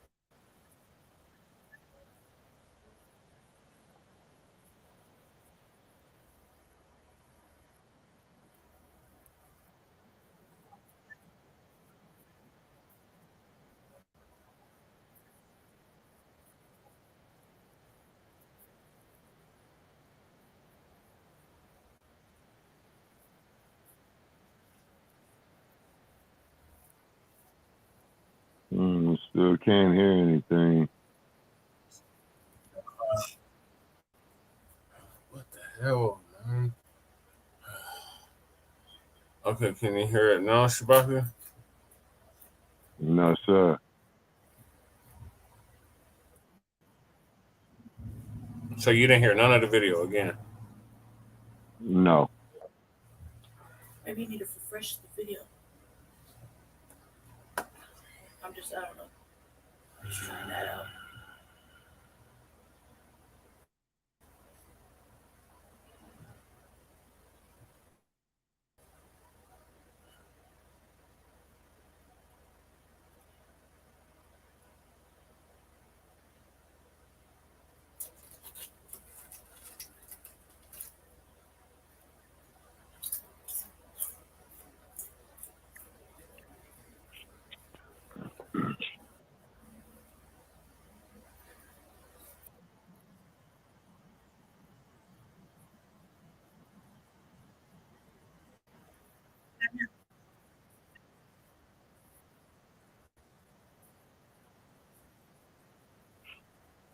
Can you hear it now?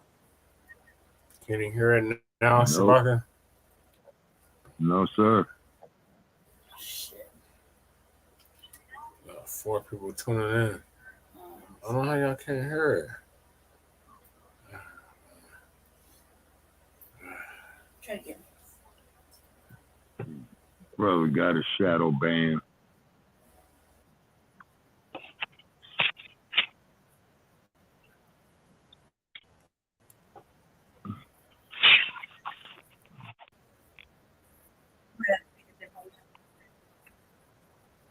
Sometimes I do that.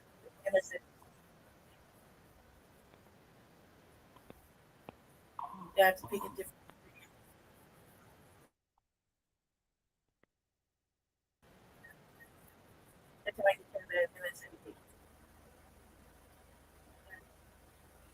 Hold on a sec. 1 second, Barely. I checked too. I checked. 1 second, Barely. That's to the left or right?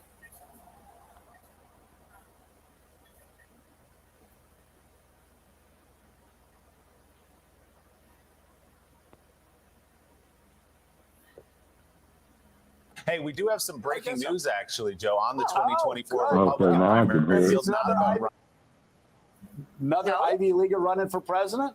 I don't think so. A source has confirmed to NBC News that former New Jersey Governor Chris Christy will enter the presidential race on Tuesday at a town hall in Manchester, New Hampshire. Went to the University of Delaware, by the way. Go Blue Hens. Delaware be Delaware. Governor Christie's second White House bid will receive support from a newly minted super PAC led by the advisor to John McCain and Mitt Romney's presidential campaigns. After dropping out of the race 8 years ago, Christie, now one of the party's most vocal critics of Donald Trump, famously endorsed the former president in 2016 and worked with his administration before their split over Trump's stolen election claims in 2020, Joe. So Governor Christie getting back in one more time. Yeah, I mean, you you never know what's going to happen. Jonathan Lemire, never know what's going to happen. You do have, and I'm kind of intimidated now that I'm talking to Jonathan. I find I went to Columbia. Mr. Columbia. Me too. Yeah, I feel different. jeez. It does feel kind of different, but I'm going to work I through can it. see him with his backpack. Yeah. Hacky sack. His hacky sack. And, Required a significant work study job, a lot of financial aid to make Only this work. on one arm. Yeah, whatever. Come on, please. I ran track. So I did. Oh my God. I really don't know how to go on here. Another Ivy League guy. So anyway, I'm going to try to work through this, despite me being intimidated. You never know what's going to happen. It seems to me if Chris Christy has a problem right now, it's the same problem that you'd have with Mike Pence, the same problem you'd have with Nikki Haley, where it's really hard to kind of be in the middle, once being a Trump supporter and then being against him as strongly as Chris Christy is. That's going to be something, obviously, that he's going to have to work through with the base, because somebody said much earlier in the show, and they're exactly right. The base doesn't like people that criticize Ron DeSantis if it's Donald Trump, and they don't like people criticizing Donald Trump when it's Ron DeSantis or Mike Pence or Nikki Haley or Chris Christy. So it's going to be quite a tightrope walk. Yeah, and it won't be easy for Christie on that tightrope. Let's remember, of course, it was his endorsement of Trump back in 2016 that gave Trump some legitimacy in the party as he was starting to become the leader in the field there. It was a surprise endorsement. And Christie stayed with Trump throughout his time in office. In fact, Chris Christie nearly died for doing so because he caught COVID at a Trump debate rehearsal in the fall of 2020, right before Trump himself got it, and was hospitalized, was in the ICU for a time. Since then, he has denounced some of what Trump has done, including, of course, around January 6th, but has also left the door open to potentially voting for him again, as so many of these Republicans do. So we'll see. He has signaled to people that he is going to be the flamethrower, that he is going to be the candidate who's not going to be afraid to take on Trump in this time around in 2024. I don't know how big of a lane that is. We have seen the Republican Party be pretty. The polls suggest Trump is still far and away the heavyweight there. He is the favorite, and it's not clear how they'll react to someone really coming at him like Christie promises to do. And yes, he has said he will jump in the race sometime next week in New Hampshire, a state where he thinks his brand of republicanism can work well, but it's a state where also Trump has dominated the GOP field now for several cycles. All right, Shabaka, before you bid us a farewell, what are your thoughts on Christie jumping in the presidential race? Okay. Once again, as we had stated before, guys like the Panties, Christie, Trump, they got their shadow agenda, you know what I'm saying, that they're making it very, very known. Okay, and that's why it's up to us as a people right now, and I cannot emphasize this more enough, that we as a people are in a state of emergency, and they're out to exterminate our asses, and that is my bottom line. This is why, they lining all these guys up, they sending out their dog whistles, and look at the dogs that you got running for president. Oh, yeah. On both sides of the fence. You see what I'm saying? And what it is, Black family, you know what I mean, is that those of you in your 40s and your 50s on down, protect yourselves, because they coming for you. They are coming for you one way or another. We can no longer be divided. We got to have a united front. You know what I'm saying? Because our very survival depends on it. And then, as Tupac Shakur said, hey, we have a right to live, we have a right to exist, and we have a right to survive.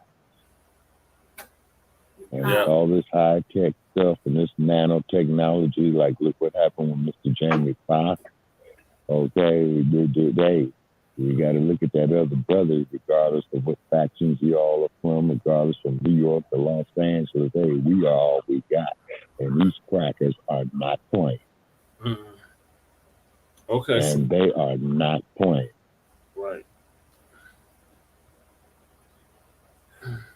And that's my comment on that one. Okay, so what I'm gonna have to do is lay it down. Okay. We got to get up early tomorrow. Thank you, Shabaka. Hey, thank you for having me. Yeah, thank you for having me and making an announcement here. We're going to be doing a special edition on Wednesday for our regularly scheduled Tuesday night show. It's because the mayoral Denver election is happening, and they need to see what's going on in Denver, which very well could set, a trend across the nation. It's incredible how the municipal elections, the gubernatorial elections, affect all of the presidential elections, And in this day and age, hey, tangibles all the way from now to 2100 and nothing less.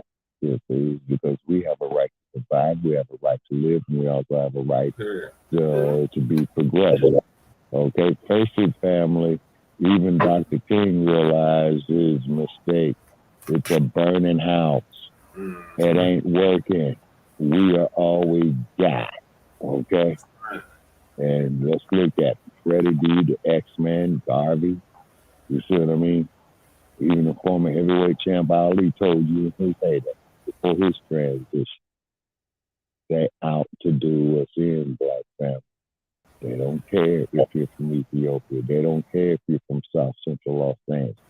They don't care if you're from Harlem, Park Hill, South and West Side of Chicago, Houston, Atlanta, Miami. They don't care. They just got us viewed as in one setup. They got us viewed as in one group.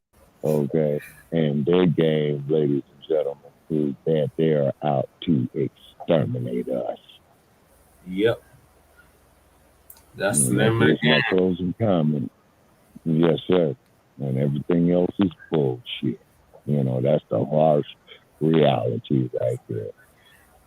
So later for Top Mala, you know what I'm saying, and what have you, later for Tim Scott, don't even waste your time supporting those jokers. Don't even listen to them. Because our very survival is at stake. And the cold part about it is, now the brain dead motherfuckers out here, okay, who cannot see the reality of the snow job that is coming their way.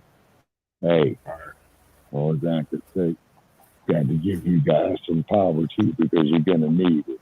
Is because when it hits the fan, you're gonna be overwhelmed. Yeah, we really are.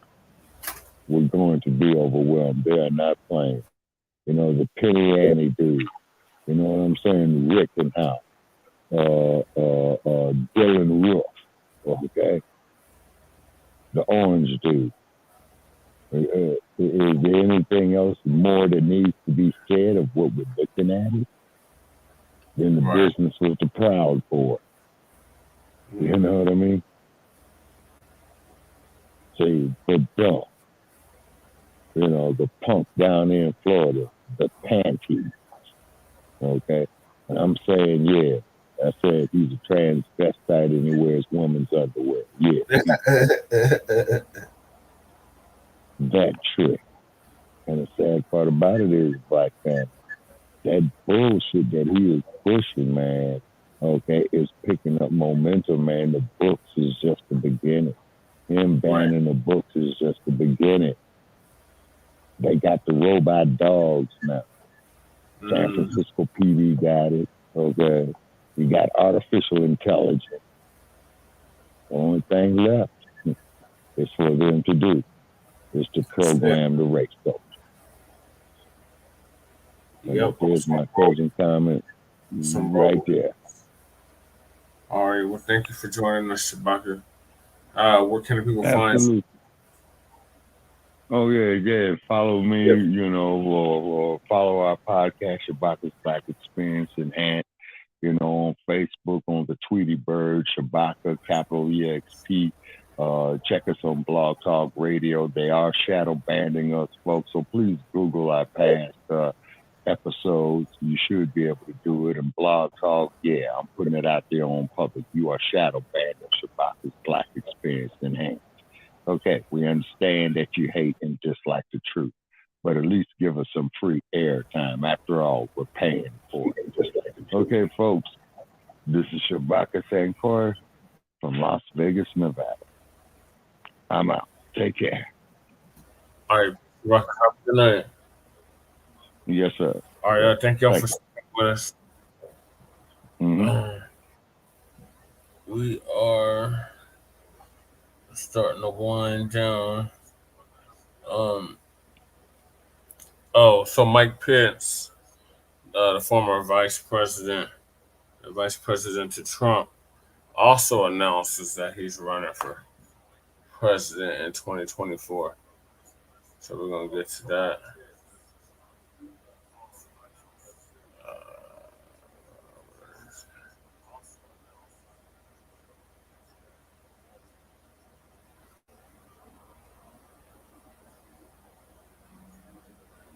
The 2024 race for the White House. Yes, indeed, it's heating up. Former Vice President Mike Pence is set to announce his presidential run next Wednesday. Joining us now, ABC News political director Rick Klein, also Alex Pritchett, who is in Iowa covering the campaign kickoff for Florida Governor Ron DeSantis. So, Rick, GOP primary clearly heating up. What are you learning about Pence's announcement, and how do you think he's received by voters compared to the GOP candidates who've already come forward and declared? Yeah, we'll be back in Iowa a week from today to cover the Pence announcement, which we were told will come next Wednesday.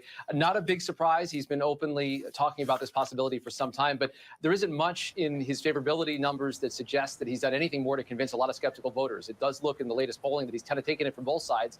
A lot of people that oppose Trump think he might be too close to Trump, but a bigger problem is that Trump loyalists view him as disloyal because the former president has said as much. It will be a tough needle to thread, but if he can thread it, it will go through Iowa, home to a disproportionate number of evangelical voters. That is the Pence sweet spot and where he hopes to be able to break through as a candidate.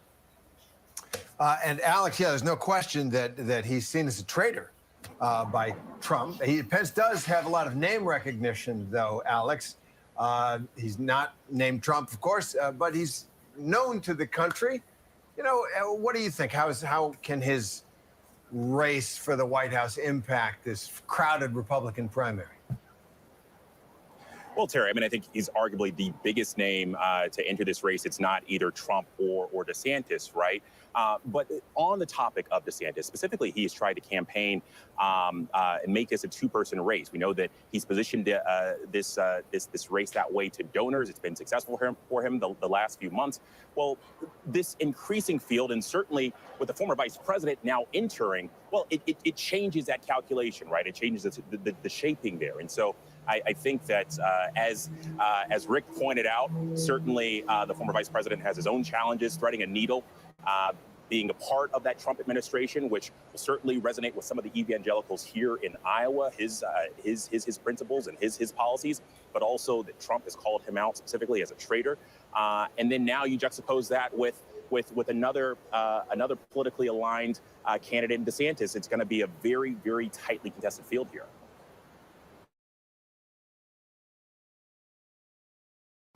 All right, Rick Klein, Alex, we'll be following it all for sure. For the next year and a half.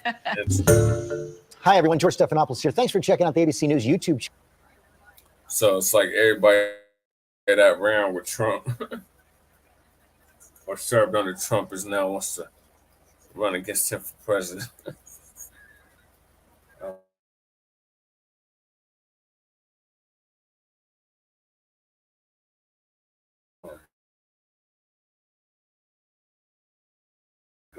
Political theory. He's now Chris Christy and former Vice President Mike Pence. All three want to run for president, and then none of them following nowhere high as Trump.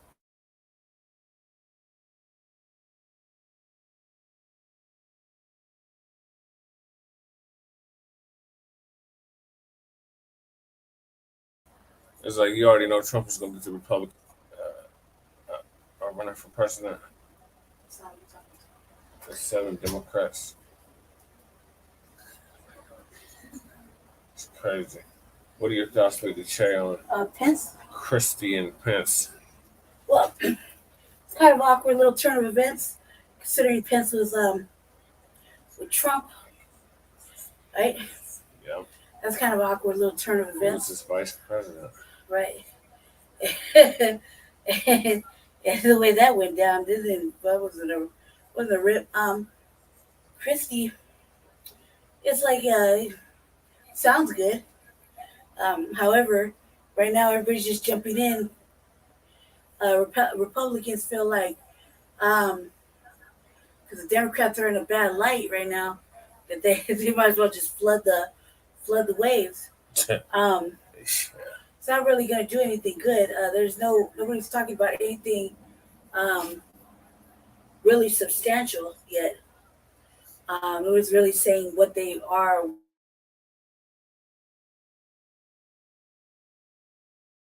What they will or won't do, and nobody's talking about reparations. It's gonna be like Denver. There's gonna be like 30 motherfuckers running, and nobody's gonna get the black vote. Yep. So that's pretty much how I feel about it. As far as anybody running now, as far as president, I mean, they're really only focused on Trump and fucking DeSantis, whenever he pronounces his name correctly. You know what I mean? Yeah. The panties to Satan. Yeah, so they're really only focused on that. Everybody else is like filler, like iceberg lettuce that has no nutritional value. So it's like that. Like that Obama salami dog. Oh yeah, he's like a non-factor. Nobody's even talked about him. Except the new black media. But that's all you had? well, yeah. I mean, if you want to talk about it more, Yeah, I was trying to pull up who was on it. yeah. No, I feel like it's just filler, a lot of fluff and stuff. And there's only like two? There's two black people running. Let me look. Scott, right? And Yeah, Tim Scott, Larry Elders, and Tim Scott, Larry Elders. Yeah, those are the only two black people. yeah, they're not talking about anything specific for black people either. So Obama salami. that dude, yeah. It's just gonna be a year of fucking. There's not gonna be enough space, like for the media to really pick the side. So cause the most controversy. And 3 Democrats: Jim Crow, Marianne Williamson, and Kennedy. Bobby Kennedy's son. Actually, whatever the Kennedy, he's gonna make any real waves other than his name. And 8, no. 1, 2, 3, 4, 5, and 9 Republicans candidates. Yeah, it's just the beginning, Nobody's talking. The main issues right now are really important. So there's really talking about anything or what they are going to do, what they're not going to do. This alleged. First of all, I'm almost forecasting that Biden won't get another term. Yeah, Biden needs to sit down somewhere. He's not gonna get another term. He's fucking up majorly, and so he shouldn't forget that part. The black vote isn't coming out for him. We hope. I don't know. There's a lot to say about it. We'll see what happens. I mean, honestly, they're not talking anything of actual tangible importance. It's gonna be the same old pretty duck show.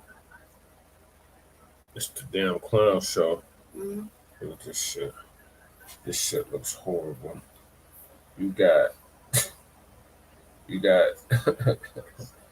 Ron DeSantis next to Trump with a "Make America Great" hat on. You got Nikki Haley next to Chris Christy. he got Verchek Ramaswamy next to Mike Pence.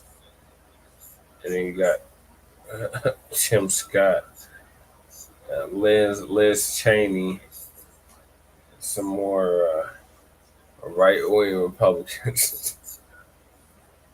Oh, God. Only interesting part is some of them got some interesting name recognition. Yeah. But that's about it. And none of them are going to be Trump. Right.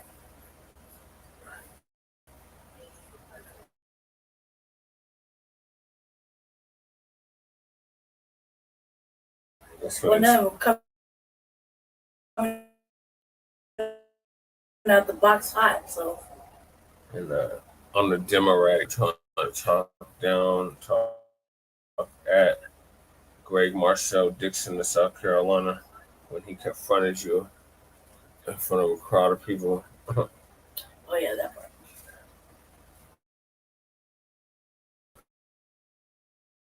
The billion, Marianne, it is 100 trillion. That's the only thing we want to hear. 100 trillion in cash reparations. If you're gonna run on reparations, make sure you got the language right. And specifically for foundational Black Americans, not just Black people, but foundational Black Americans, period. Okay, change, so you don't have nothing else to add. Okay, so I'll move us along. The next topic is Aderrien Murray. That was the young man that was shot by the police in Mississippi. I believe it was Philadelphia, Mississippi. And we touched on that on our last show. So we're just going to give you an update. The young brother did an interview with CNN.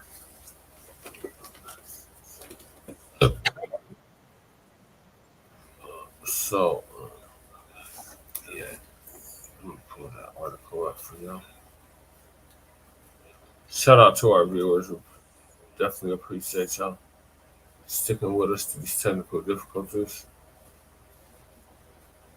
All right, shout out to Lucia Cabrera. If you have not subscribed to Lucia Cabrera's channel, I strongly suggest that you do so.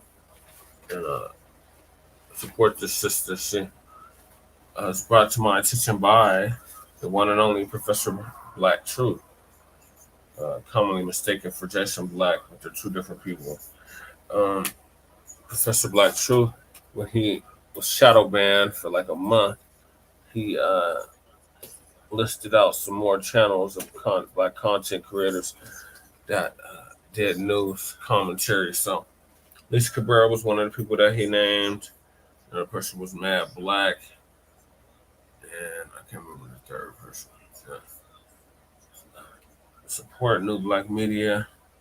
This is one of many content creators and channels you should be subscribed to. So shout out to Lisa Cabrera. She did an awesome commentary on Aderrien Murray's executive exclusive interview with CNN.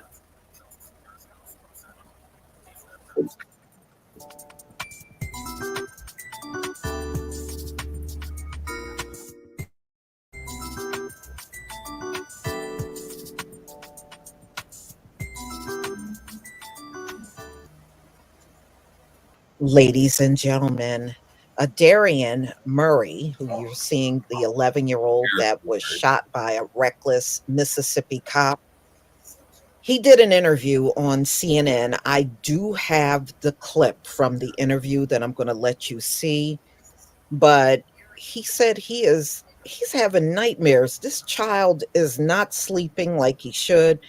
You know, how is he ever going to get past this? This is something he will always remember throughout the rest of his life.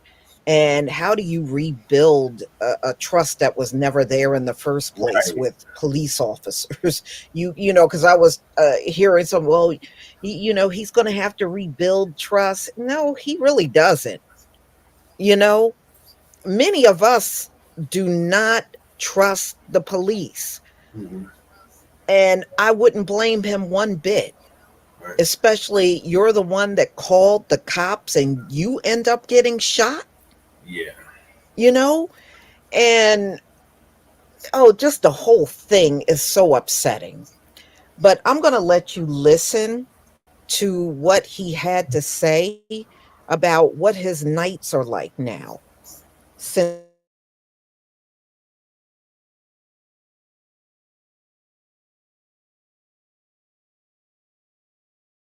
the cop needs to be terminated and he needs to be jailed for what he did.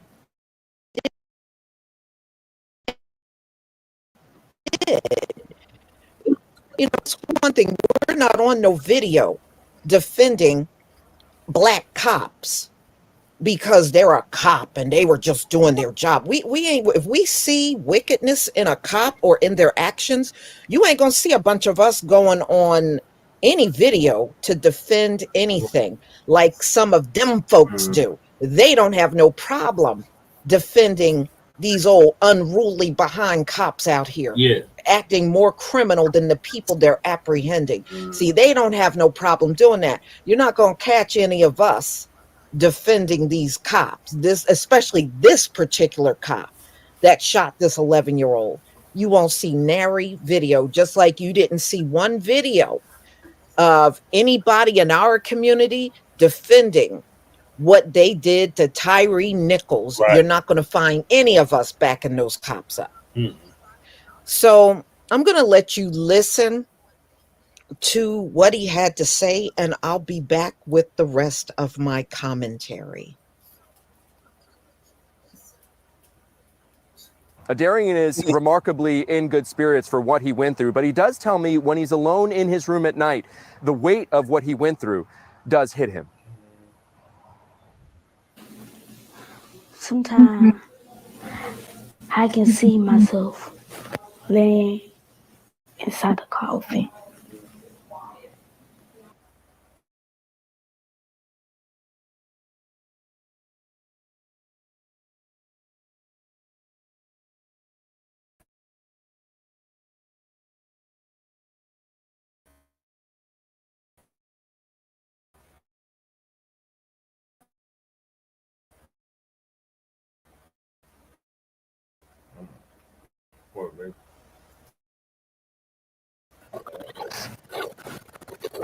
And sometimes I think people are watching me. But my main thought is me dead. He said he was so convinced that he was going to die that day that he started to tell his mother his last words, telling her to say sorry to the family members who he acted up in front of, telling him to say sorry to the teacher that he was bad towards. The mother said that she is so overfilled with joy that she really doesn't have enough time to be angry, even towards the police officer, Sergeant Greg Capers with the Indianola Police Department. She doesn't even have to be time to be angry at him. This is exactly why. This is exactly why Professor Black Truth said, "Don't go caping behind these cases because more times than not, Black family, the family will come out and say some stupid shit like they forgive them, forgive. Oh, can we all just get along? We put that Rodney King shit.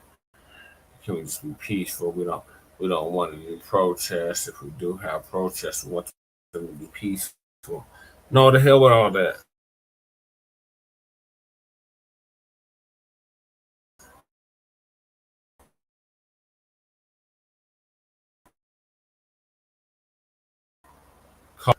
Was shooting this young man, as I said on the previous show. He called them and they ended up shooting him in his chest. They called them after a domestic dispute between that's mom's boyfriend and his mom. And when the cops got there, the boyfriend or whatever was gone. And they came and shot and down They're killed. He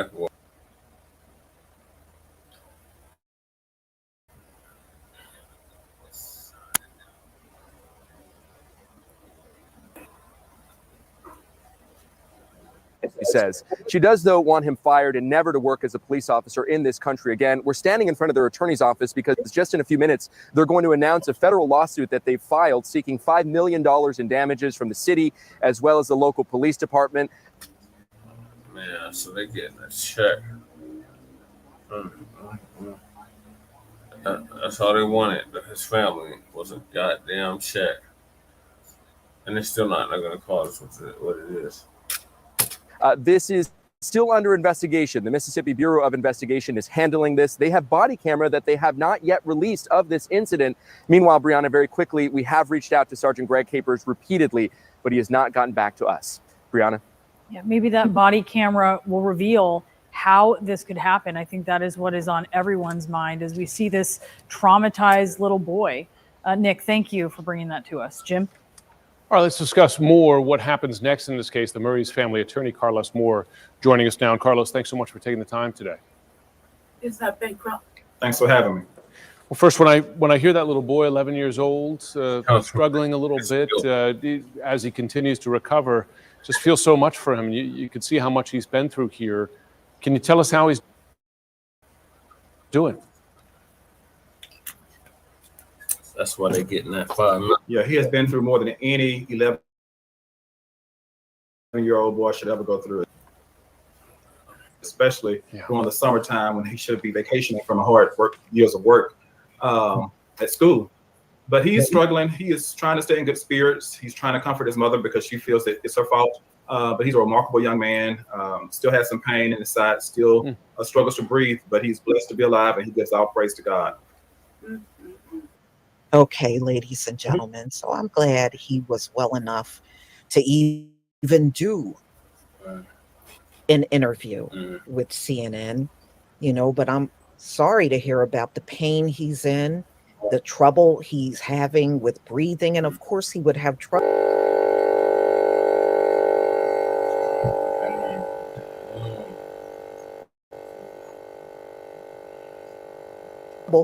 He had a collapsed lung. So yes, he's going to have trouble breathing and just doing some pretty mundane things that he normally would be able to do. But it broke my heart to hear him saying he could see himself in a coffin. That had to go through not only his mind, but his mother. And you heard what they said. His mother said he was apologizing for being a trouble, to family members in school. He was sorry. That's sad. None of this should have happened. All of this behind some reckless police officer. How are you going to tell people to come out of the house? And then when people start coming, to the living room so they could walk out of the house, you're going to just open fire on them. This is the kind of idiot policing that's been acceptable in America all this time. This is acceptable. But I'm glad they got a lawyer. I'm glad they lawyered up because this cop by the name of Greg Capers, he needs to go to jail. Yes. And I hope they don't let up until he is behind bars. Now, they're saying that the Mississippi Bureau of Investigation is involved with this whole thing. And, of course, the case is under investigation. They said he had to have a chest tube. He was placed on a ventilator. His lungs were collapsed. His ribs were cracked. He has a lacerated liver. This is all according to his mother. He didn't get released from the hospital until until Wednesday, which is, my goodness. I'm just, so much is going through my head about this child could have easily have been taken out. So the attorney they hired that you see in the picture with him, his name is Carlos Moore, and he is representing Aderrien and his mother, Nakala Murray.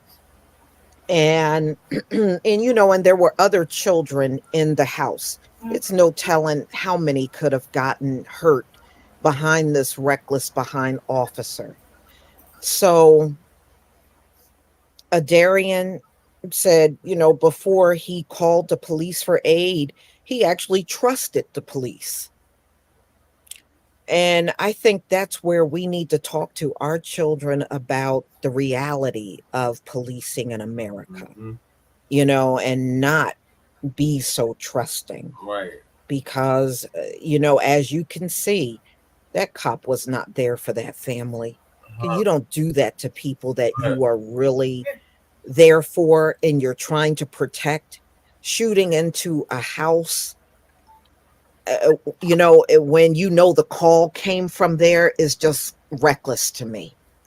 So anyway, they filed a lawsuit for $5 million, claiming excessive force, negligence, reckless endangerment, civil assault, and battery, among other counts. And it should be something in there as far as, force against a child, endangering a child. Right.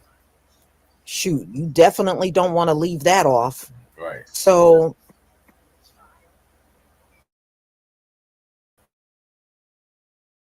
I'm glad they're moving forward, and I hope this thing gets resolved. It would be in the best interest of that police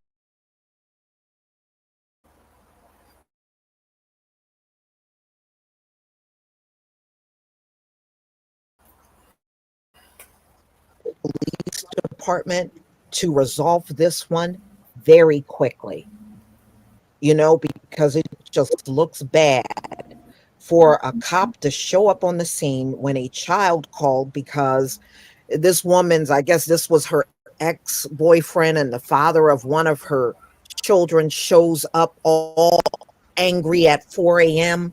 Yeah, and he did what he could. He did what he felt was right, and it almost ended his life. And it should not be that way for anybody that calls the police. But in America, because police is so rogue and out of hand, these things happen. Things happen. And they are satisfied. See, that's why the policing has never changed in this country, because even with this incident, they are satisfied with the way the police conduct themselves, especially with the Black community. But y'all, please tell me what you think about this story. Please leave your comment and subscribe. Don't forget to hit on the notification bell, and I'll see you on the next video. Peace, family. Peace. Thank you, Lisa Cabrera, for that awesome commentary.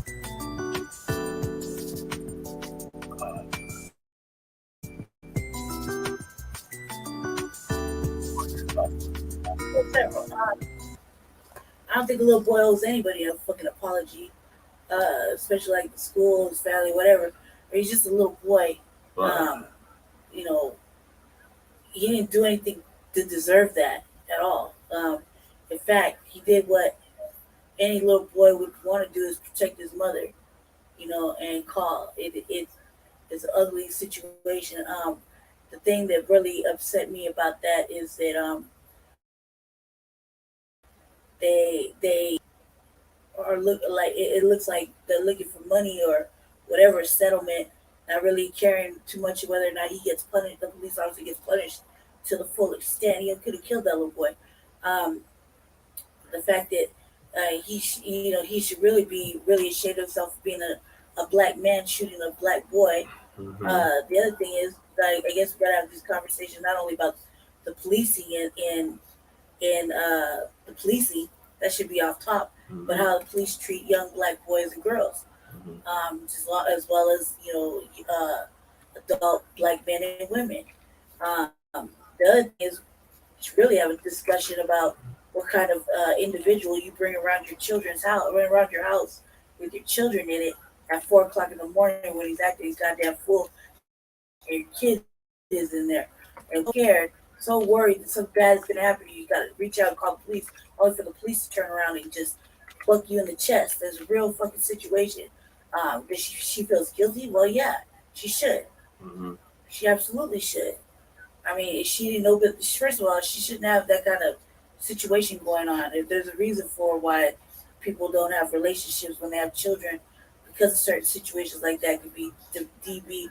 Why do you want your kid to grow up seeing that it's okay to hit women or mistreat them? Or why do you want your daughter to see how women mistreat men?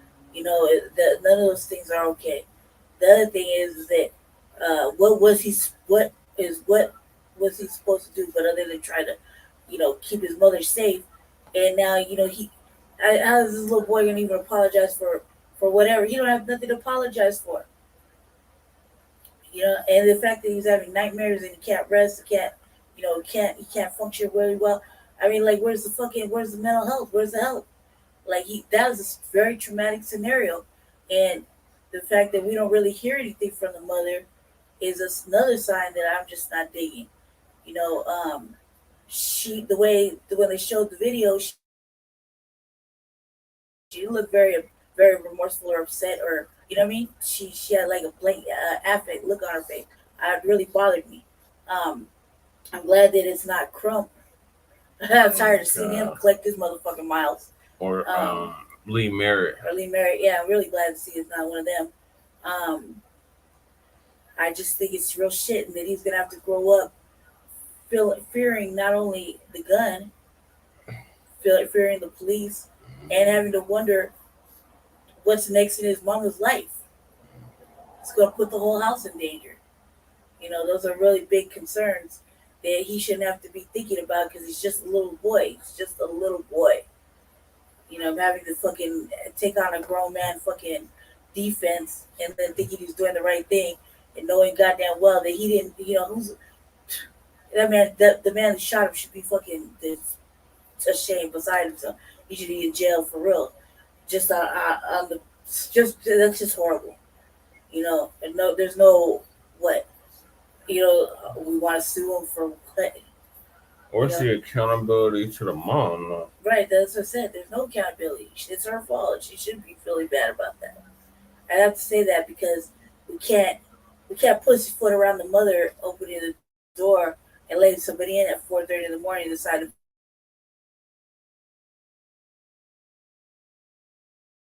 be a complete total. And he thought his mother's life might be in danger. That's terrible. That's fucking that. So yeah, she should be held accountable for that. She should feel guilty. Like, there's no sympathy when it comes to that kind of shit. You open the door for what? Why didn't you call the police? Why did you have to open the door? Why didn't you just act like you were sleeping like everybody else at 4:30 in the morning? Instead, he created this whole scenario, and your son got shot.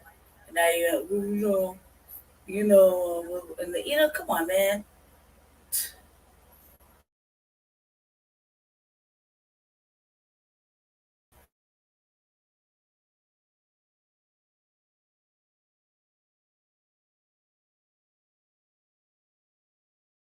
The police, what is that? It's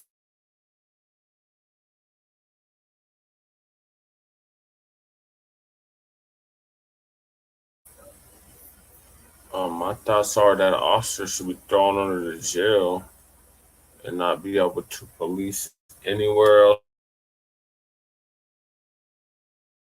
else in this country. And he can't even guard a damn pizza joint. He needs to seriously be fired and jailed and convicted for shooting this young man. There's no reason for that. This was a little boy, and you're gonna shoot him, thinking that he's the suspect. That's another thing too. Hold 911 accountable. 911 need to be held accountable as well, because surely surely they could hear it was just a little boy calling. Why does 911 get off the fucking hook? 911 is a joke, and we've seen time and time again Black people calling the police and for a situation, and they end up getting arrested or killed.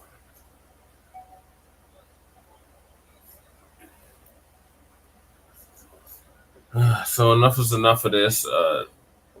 Abolish the police. We don't need them. They don't do anything to help us, especially Black people. All they do is terrorize, disturb, and kill us. So abolish them. Get rid of the police. Shame on this mother for allowing her son to get shot by the police and putting her son in that type of situation. Like, In my family, that is not. He's not her man. He's her son. He's just a little boy. You know, he's not like a grown teenager. He's a little boy.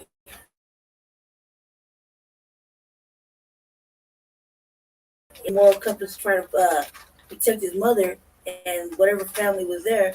That's a big thing to be, kind of proud about. However, it didn't seem like anybody was protecting him. right. No one was protecting him. Not even his mother, Right. who he was attempting to protect. Right. All right, so we'll move us along.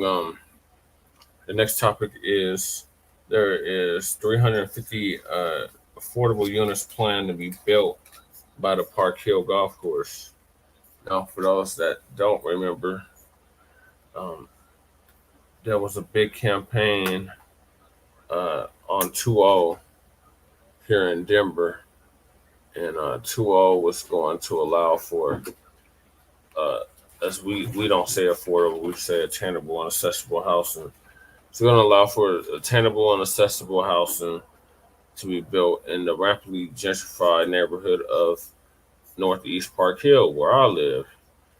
And there was an initiative waged against it, talking about no on 2-0, mainly from Jeff Farr's camp, talking about fresh air and blue skies.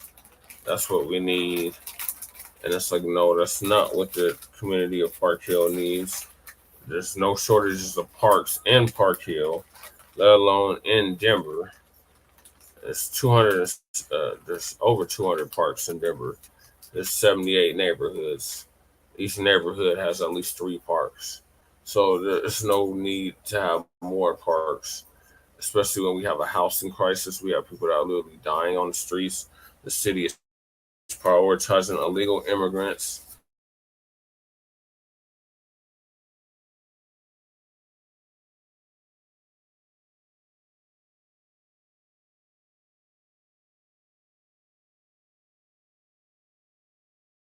To mention all the sweeps that happen week after week. So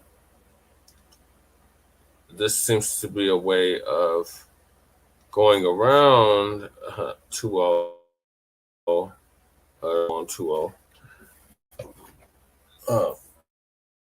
We were first on 2-0 because it was going to specifically benefit the Black community, but they decided to bring it to a vote of the whole city, and the whole city voted it down again. So this article is from the Denver. It says more than 350 units of affordable housing will be built a block away from the Park Hill Golf Course. The 6.7 acre site would include senior housing, income restricted housing, open space, and a possible Denver Public Schools vocational school. So this is the space. So this is Park Hill Commons right here. Popeye's Chicken Inn. I was just over here earlier today, Black family. And this is Smith Road, or what it turns into Smith Road right here. So this space right here is where they want to plan development is planned. The Urban Land Conservancy hopes to build a massive income restricted housing project on the last vacant property attached to the Park Hill Village West Development, a community of condos and apartments next to the Park Hill Golf Course. The land across the street from the 40th and Colorado A-line stop and near the planned bus rapid transit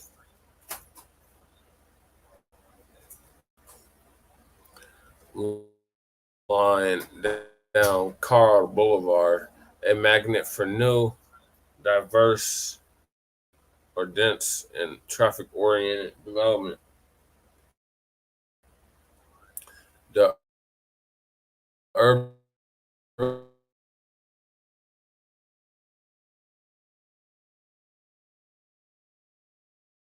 land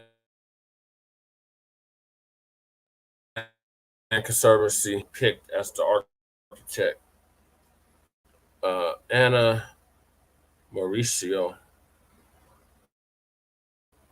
the director of real estate for the Atlanta Urban Conservancy, declined to comment at length about the project. We typically take every chance we can to share news on our efforts to increase affordable housing in Denver, she wrote. However, in this case, we are currently under contract, so for legal reasons, we can't share much. Here's what we know about the plan submitted to the city. The project would include 350 units of attainable housing. That's literally our terminology in this article, for people making up to 80% of the area median income, or currently $80,500 for a family of three. There would be up to 70 senior housing units and possibly a Denver Public Schools vocational school. At least 10% of the property will be designated as open space.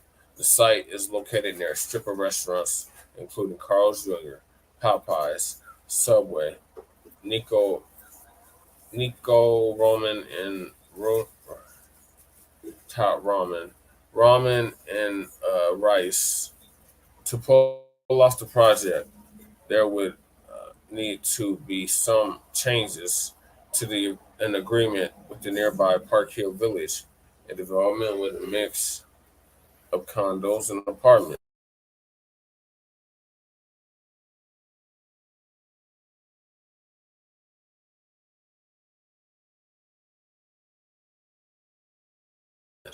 That would at least preserve a new development from 15% to 10%, according to the plans. The nearby Park Hill Golf Course, 155 acres of Northeast Park Hill, was also slated for development, but voters shot that down.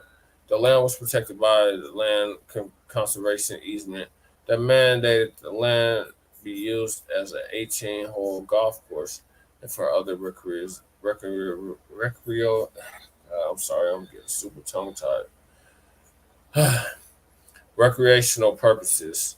After the heated fight, voters decided to keep that land agreement in place, hence the no on 2-0 shit.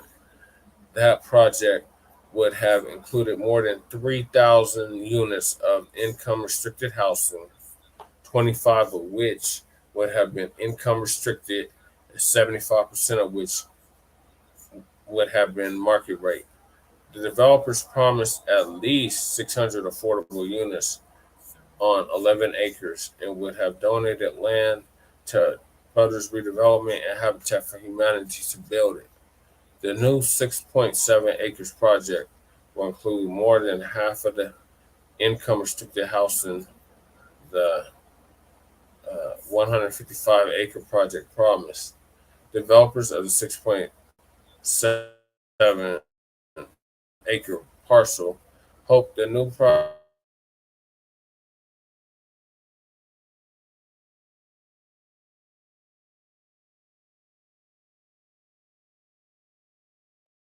project will help the Northeast Park for the Park Hill Golf Course, or for the golf course. I believe the increased importance and significance in North Park Hill in the city because wrote Alicia Quan Hammett of Shopworks Architecture in a note to community planning and development to maintain existing content at Park Hill Golf Course, meaning that the site will allow for housing. Elmonton and ULC are looking to maximize this opportunity to develop much needed affordable and senior housing. All right, what are your thoughts on this article I just read, Lady Chair? Well, it's not at the golf course. It technically is part of the golf course, but it's north of the 154. So, like, for them to have so much negative pushback, and all of a sudden to be going with it, should the motherfuckers that wanted 2 to pass look at it as a win, or and like I don't know how to look at it. Is they gonna have a grocery store and a trail, like, you know, all that other stuff, like the way we heard it, the way we seen it, the way we envisioned it, or it's just because what's her face said she was gonna do something with it. It could be a combination of both of those things. I don't think it's what us that supported 2O wanted, though. It's like literally a drop in the bucket to what was proposed on the 155-acre site. And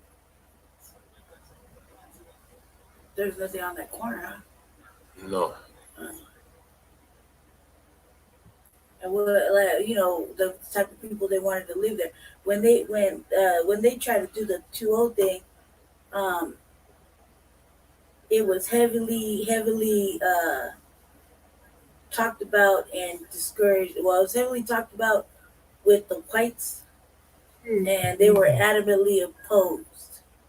Yeah, And the black anything people, that specifically benefits Black people. and that the black people didn't have either. We got only partial. We only got information when they had a little form right there, but we never got no surveys or nothing else. They got all the surveys and all the questionnaires and the fucking flyers, and they knew what town halls to go to, and you know what I mean? It was really shitty. They had a whole steering committee. Yeah, really They shitty. had been around for about 4 years. And they both took money from the fucking developer. Yeah, both of the mayoral candidates that are in the runoff. Right, and one said she was gonna get the money back, but then you can't find that information anymore.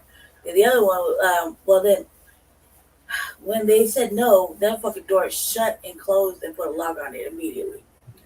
So that was pretty shit. That was pretty shitty, because you know, black people really didn't go on that motherfucking golf course, not hardly ever, and it was open for a little while for fucking gatherings. So that shit was pretty fucked up. There was some propaganda behind it, behind the golf course. Now that they're putting this up, it's like, why are they even mentioning the golf course? It's not even on the golf course, you know? It'd just be like any other apartment development that they're trying to build is going to take 20 years. You know what I mean? Yeah. Kind of like, I don't know. Who supports it? Who's developing it? I like the shit that we learned. I like Habitat for Humanity. I like some of the sponsors, you know. About this redevelopment. Yeah, I really like some of the sponsors. They some were actually for the people. So it's really curious to know what happens after the 6th. And what did they make in the first 3 months in regards to the golf course? Because first of all, the people didn't want shit to do, put shit on it, or the whites didn't anyway. Yeah. And then now they're like, well, you can go ahead and buy it. Go ahead and go It's buy like it. it remain a damn dog park. Right. That's like the biggest dog park in Denver. There's a lot of weeds and a lot of geese. And white people. walking dogs, Mm-hmm. and now using trash bags. Yeah, they're not picking up after their dogs at all. Yeah. Oh, shit, what the hell just happened? Okay. All right. So I echo everything Lady Chase said. It seems a little bit too late now. Like, we literally had the opportunity to try to do something. Now they want to come up with this. And they'll probably approve it. City council, the new city council that's coming in. I feel like all these changes that are happening now is because somebody, or either one of them, the mayoral candidates, has their hand heavily moving this along. Heavily. And, you know what I mean? Mayor Hancock's seat doesn't even do. And this is just like oh, look at me, this is what I plan on doing in the first couple of, you know what I mean? And all actually, this probably turn around and bite everybody in the ass. Mm-hmm. Yeah. We'll keep y'all updated on it. The next topic is Blacc Boy, age 14, killed by Asian gas station owner in South Carolina.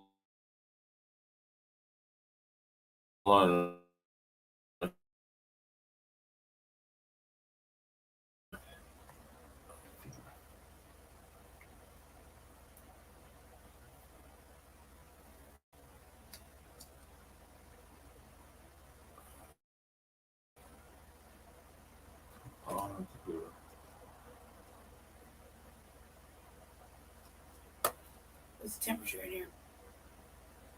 In here, I don't know what the temperature is in here. It's 52 degrees outside.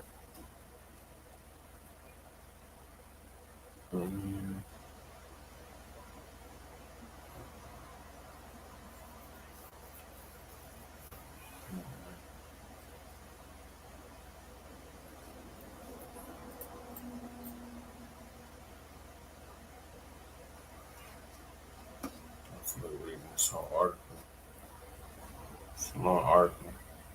South Carolina gas station owner chased and fatally shot 14-year-old, police say.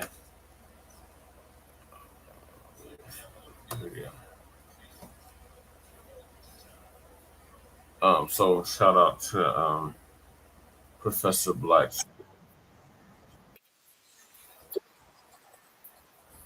If you haven't subscribed to Professor Blacc Truth, we definitely strongly suggest that you do. I've been listening to Professor Blacc Truth for over 10 years now, and everything that he said is coming to fruition. So this is his MOT 390 crime report: the murder of Cyrus Carmack Belton. That's the brother that was killed, the young brother that was killed outside of an Asian gas station by the owner who was Asian.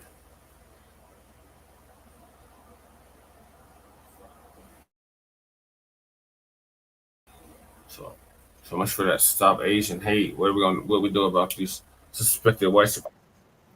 How are you?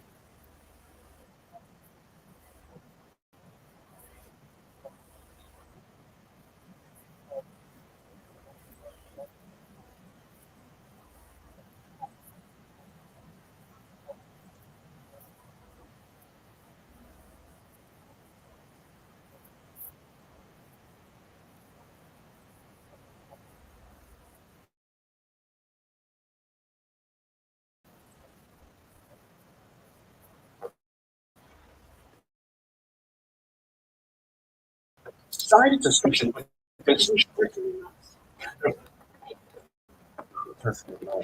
was that he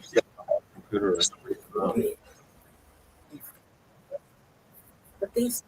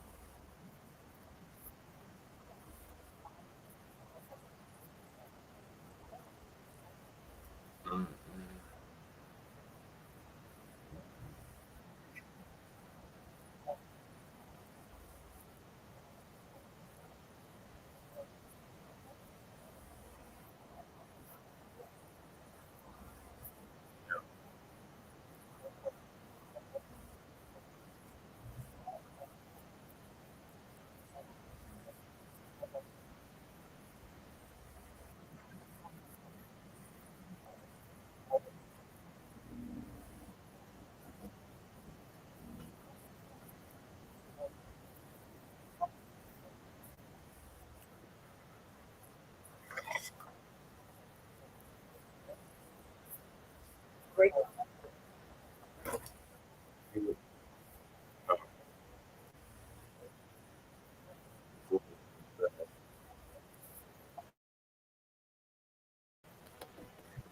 Case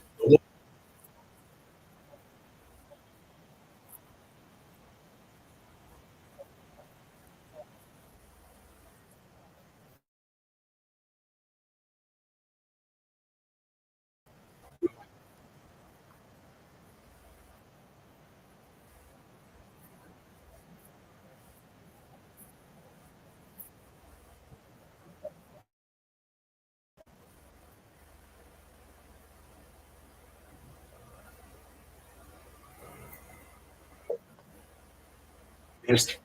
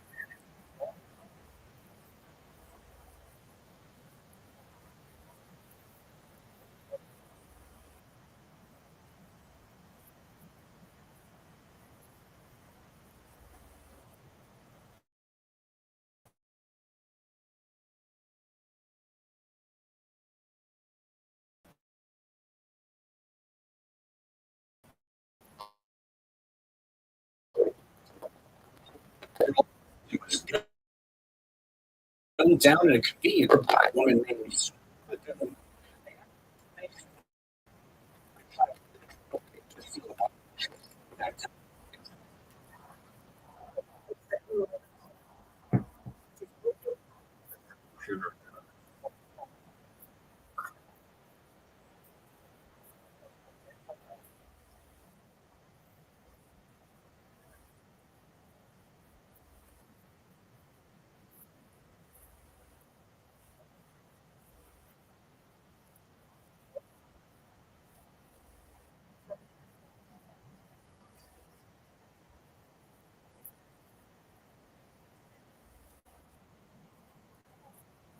on the spot when he called the police and claimed it was an attempted robbery. See, they were trying to get out in front of this one. But the security footage, along with the witnesses' accounts, made it clear this was murder. The killer, Jadu, claimed that she was acting in self-defense. Gee, where have we heard that before? But the evidence was overwhelming that it was intentional and deliberate and completely and thoroughly unjustified. Latasha Harlan's murderer was convicted of manslaughter. However, the judge, Joyce Carlin, ignored the jury entirely and decided that she was going to let the killer go with mere probation and a $500 fine. Probation for what a jury ruled was manslaughter, but just to show that all those white supremacists in California were on code, when the sentence was appealed, the appeals court unanimously sided with the corrupt judge's sentence and said, well, Nothing more than a fine and probation is necessary here. This happened 30 years ago in liberal California. You had a murder that was aided and abetted by the state. We'll continue with the moment of truth in just a moment, but first, a word from the official sponsor of Black Empowerment, Power Tools. There's no telling when something's going to come up, so make sure you carry your power tools at all times.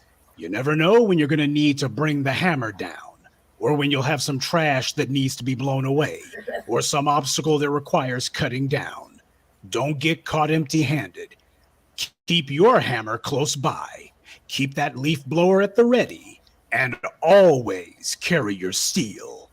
Power tools, because no matter what your day job or side hustle may be, there's no excuse for not being ready to put in some work. As Black people, we have a right to be safe. And when racists in the DA's office or on the bench abuse their position to nullify jury verdicts for the sake of making us into targets, that is lawlessness. And the Black community has a right and a duty to see justice is done.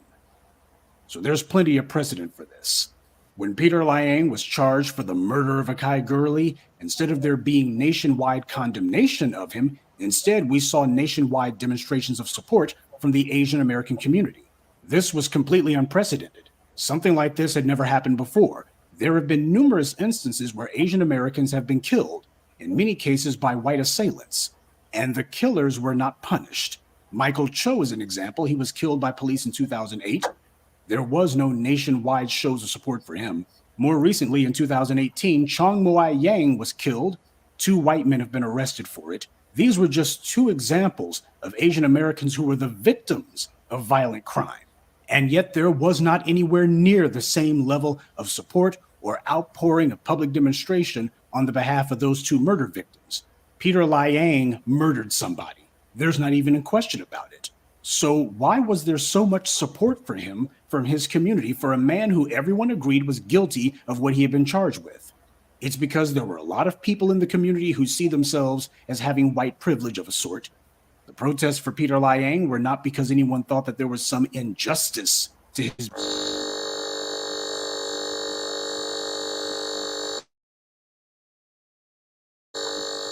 being charged. It was because his being charged was seen as a threat to the status and class that certain people see themselves as having. Now, as the Black community, we've heard a lot about Stop Asian Hate, and the white media has done their best to manufacture a phony narrative that Black people are targeting Asians. And that lie might have gained more traction, except that almost on a weekly basis, you had a mass shooting of Asians, either committed by some white supremacist who was obsessed with Asian.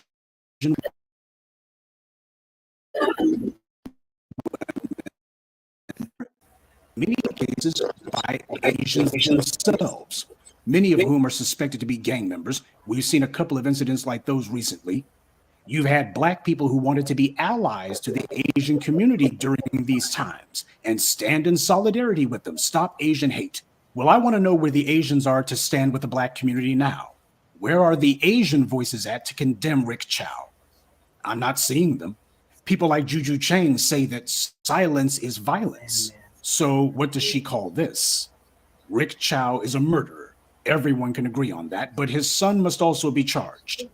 The family's attorney is making the usual sounds about Black lives not having any value in this society, but that's weak sauce. Sleaze, Merritt, and Mushmouth Crump have done the same song and dance. I'm looking at them with the side eye because what I'm hearing and what I'm seeing is not the same kind of verve and intensity that we had from, say, the family of Ahmaud Arbery. We know when a family is actually out for justice and when perhaps somebody might be thinking they're playing some sort of angle. So I'm going to be cautiously optimistic on this one. That's just a reality. The DA out there needs to be pressured to bring charges against Chow's son as well, because he's every bit as guilty as his felonious father. And beyond that, there must be an acknowledgement that anti-Black racism is not just practiced by white supremacists. There are also many in the Asian community who practice anti-Black racism as well, because it's well understood by every immigrant group since the 19th century that society will allow non-Black people to kill Black people with impunity. The racial hierarchy in the United States could never have stood this long or this strongly without having a lot of non-white support for it. That's the dirty little secret that nobody likes to talk about. Even if white supremacy doesn't let you be at the top of the pyramid, for some folks, promoting or taking part in anti-Black violence shows that they're loyal to the places the dominant society has assigned. Well, it's up to us to be bold in telling the truth and uncompromising in holding evil to account, be it the police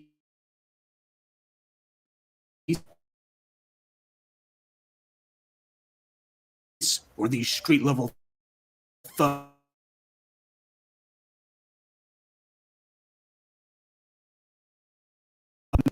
targets that are harming people as if something commit and then just shut off as if nothing had happened. Justice is not up for a debate. And that's this week's Friday Crime Report. Keep your eyes open and stay on alert, because there's a lot worse criminals out there than the ones the white corporate media chooses to show you. Good day, and be one. I'd like to take a moment to mention some of our contributors. David Green,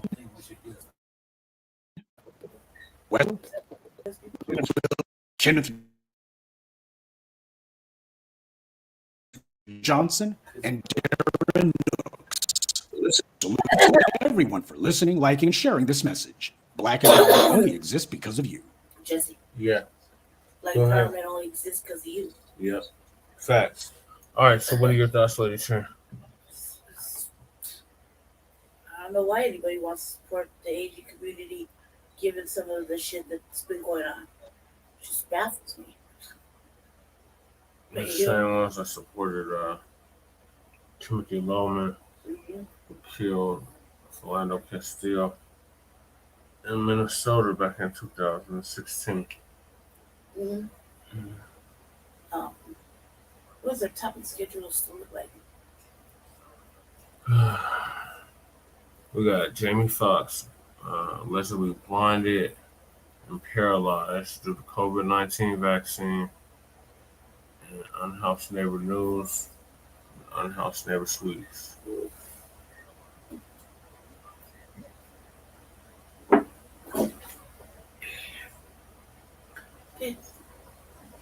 So, what are your thoughts What on are my that? thoughts? I don't understand why anybody does anything with the AAPI. Really, you know?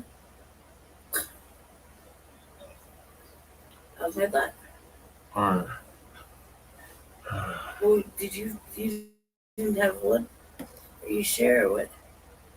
This computer keeps freezing up on me. It's just very unfortunate that this keeps happening. So I keep allowing this shit to happen because I keep funding the fucking police. In this case, this dude, a suspected white supremacist, that I could get away with killing black child, shoplifting. That's the justification for shooting a young black boy in the back while he was running away from him. White supremacists go after soft targets, black women. So always keep that in mind. Thoughts and prayers go out to his family that they get justice for the murder of their son. And this bastard goes to prison for a very long time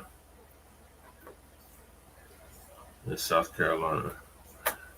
So move us along. Our next topic is Jamie Foxx. Is allegedly paralyzed and blinded due to COVID-19 vaccine.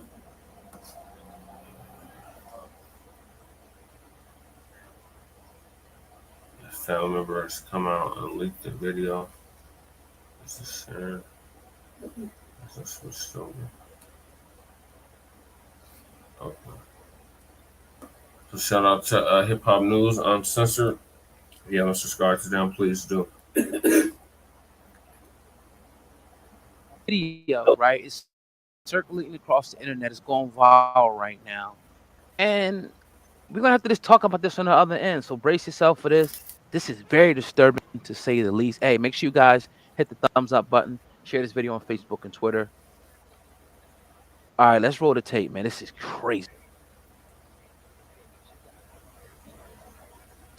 had somebody in the room who let me know that Jamie had a blood clot in his brain after he got the shot. He did not want the shot, but the movie he was on, he was pressured to get it. This movie he's doing with Cameron Diaz.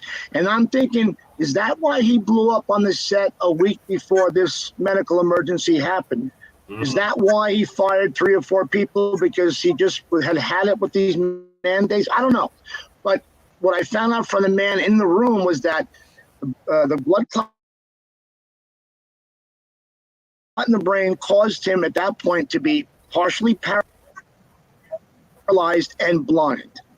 Because if you read into what they were saying early on, he's communicating with us. That doesn't mean talking. That could be anything. It could be, writing, sign.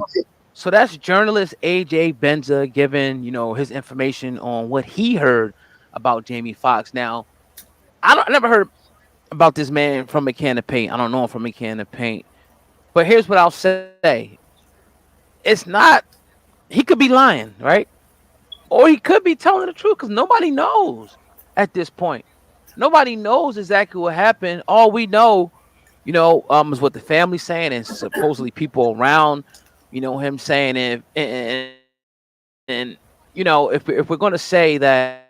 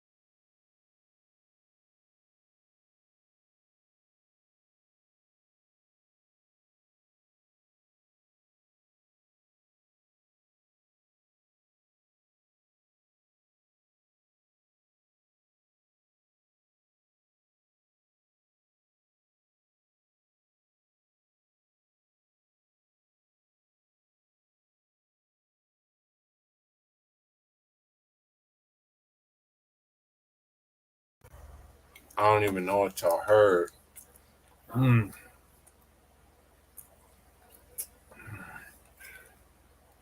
Okay, tell us your thoughts again, Lady J.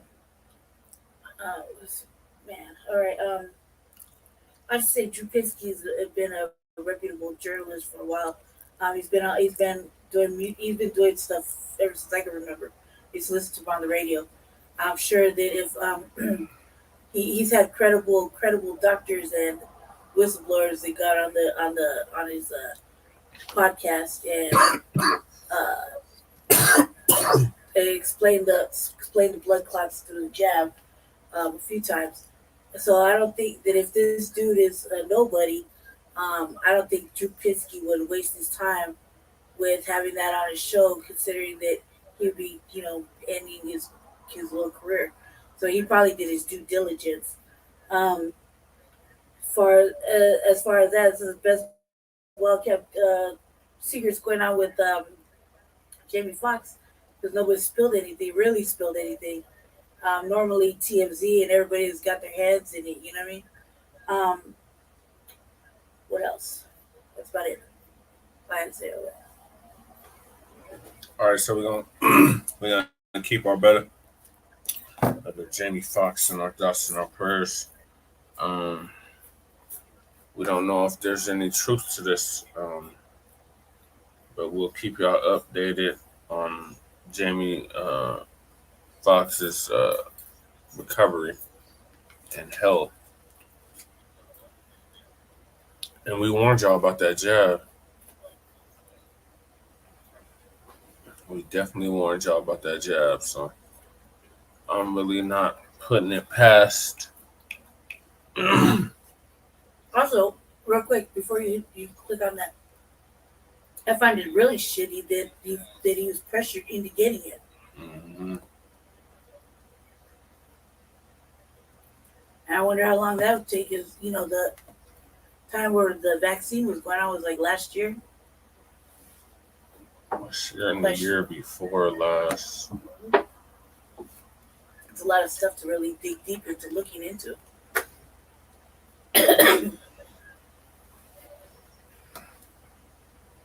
Yeah, we were seeing people dropping like flies that got that goddamn vaccine. All right, so we're like really pressed for time, and I have a lot of shit I got to do today. So we have 3 more topics. Yeah. So our next topic is legal immigrants in Chicago get $51 million, while the FBA family in Chicago gets nothing.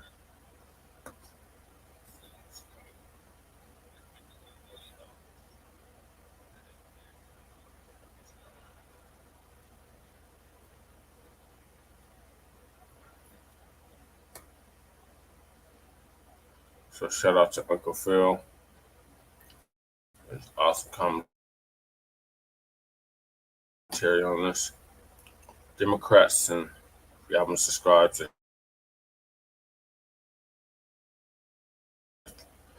Phil's Sport channel, Democrats in Chicago screw Black voters by giving asylum seekers, illegal immigrants, $51 million of their tax dollars. African Diaspora News Channel, we had done a live stream from the community in Chicago because the city was considering giving $51 million of taxpayer money now, $51 million to asylum seekers that was bused from Texas to the city of Chicago.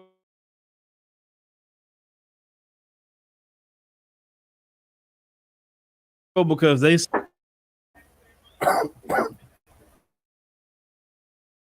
a sanctuary city.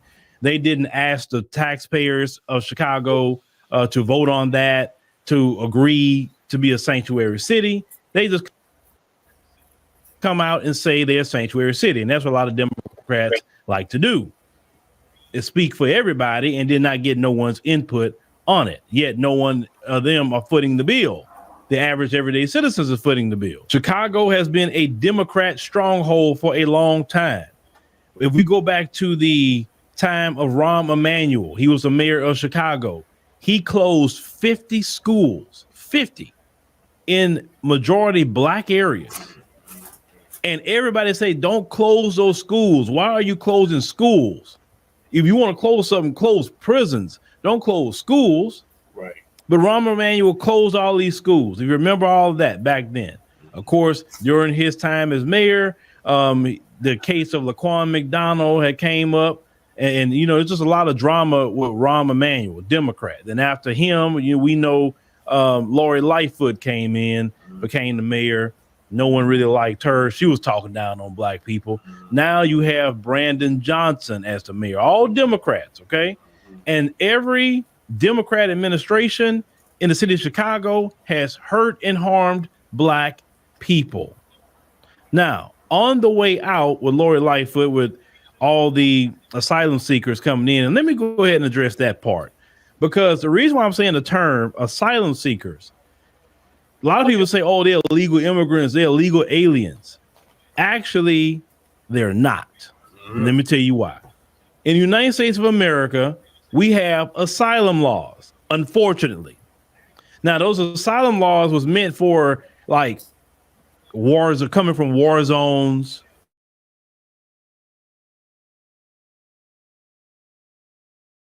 Somewhere, you know, political process of people, so you know, they want to get their families out and come to a country and seek asylum.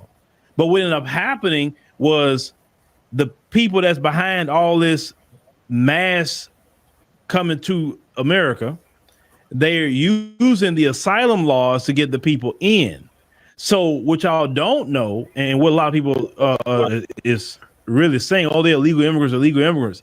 Technically, they are legal to be in here until they get their court dates. Now, the court dates a lot of times could be up to, they lucky to get one in a year, sometimes up to 2-3 years for even to get a court date. And they're allowed to be in here off of those asylum laws. So what these people are doing is they come to the border and turn themselves in to a border patrol agent, say, hey, I'm seeking asylum. You know, the people in my country, you know, they want to kill me, the gang members, this person, that person. And the border patrol can't say, oh, well, you know, I don't believe that. Go back where you come from. No, they have to intake them. Now, why am I saying this? Because I know someone personally on the border who told me exactly what they're doing. See, unlike other people that's talking about this issue, they don't really have a contact on the border that can get, you know, firsthand information about it. I can. So they're turning themselves in. And then, you know, they giving them phones and they giving them all this, and they're supposed to be at a certain thing. But what ended up happening to a lot of them is that once they get into the country, a lot of them just don't want to show up for the court dates or whatever the case may be. So that's kind of, now once they don't show up for court dates, then you become illegal at that point because you just court. So the people in turn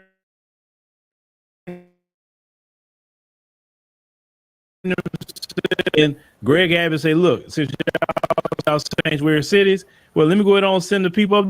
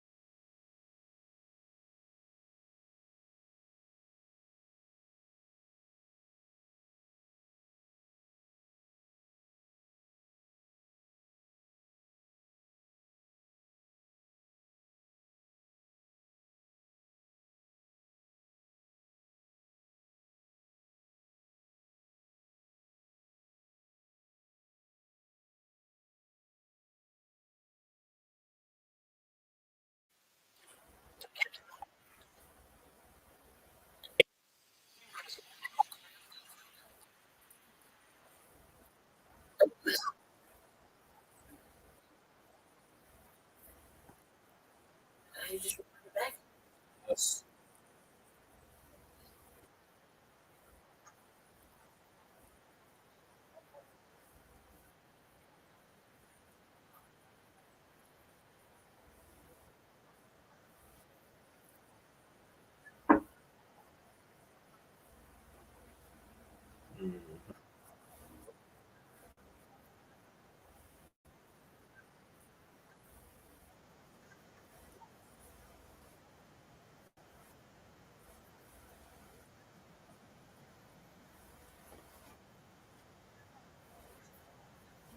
Yeah.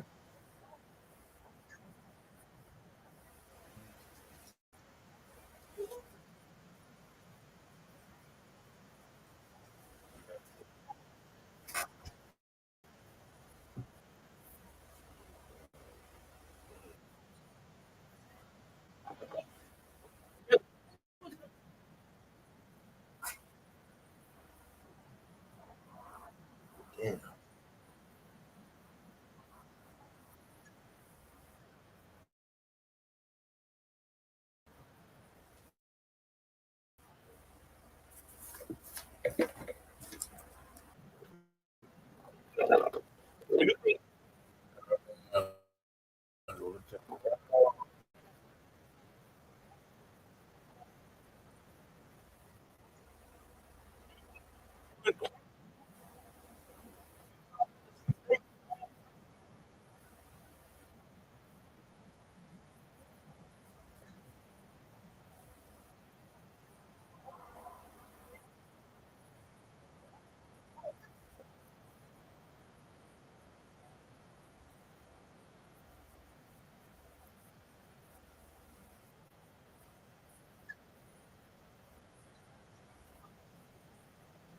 Mm-hmm.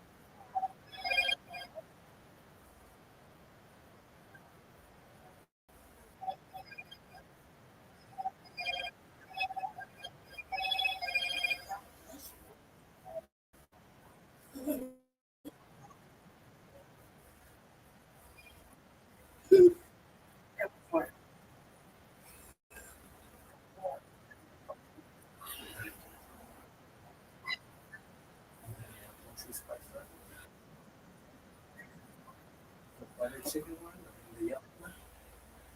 there. I have to wait till he's done.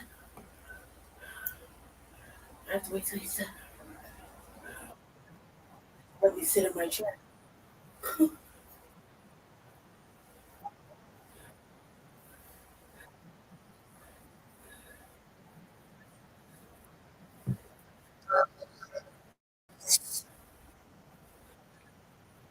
Thank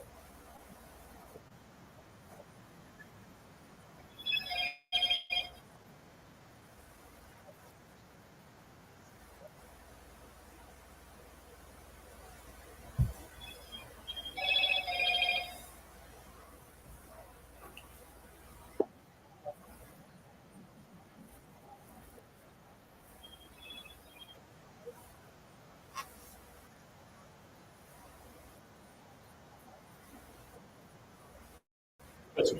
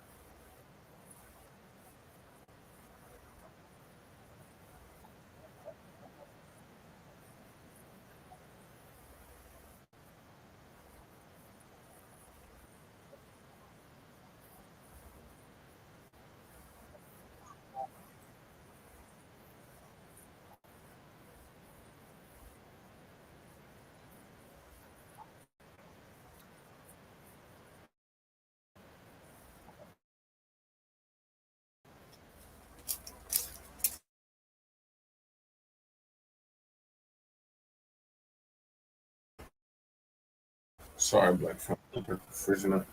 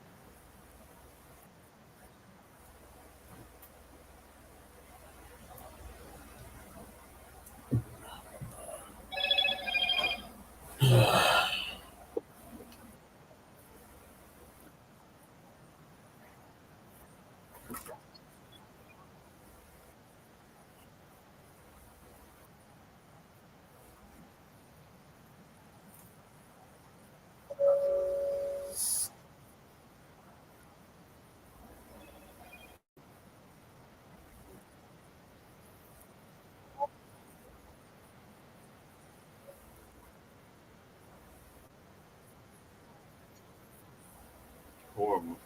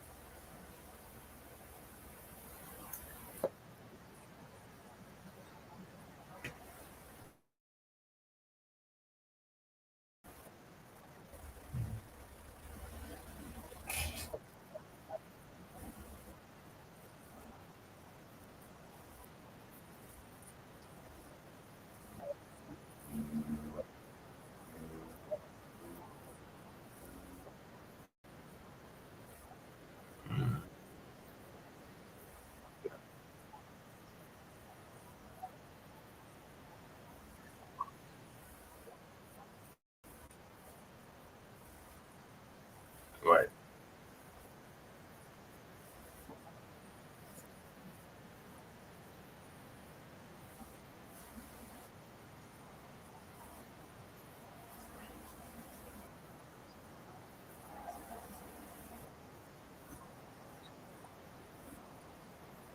Mm.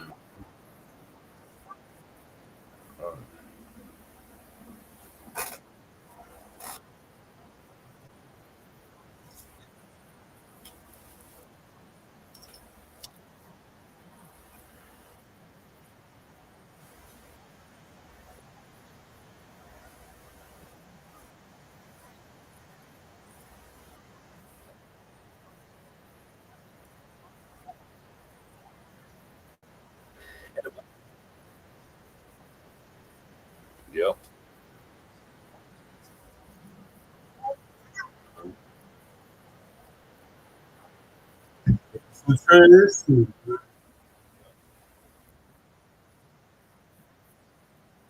Mm.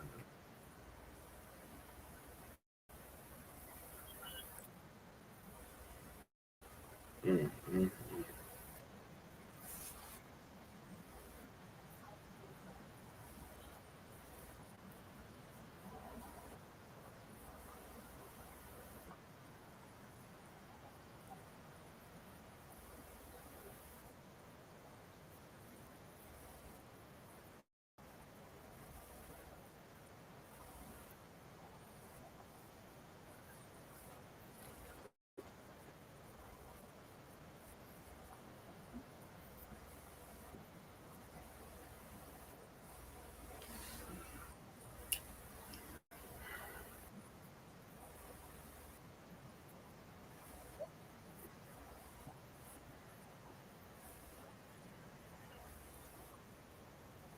Mm-mm.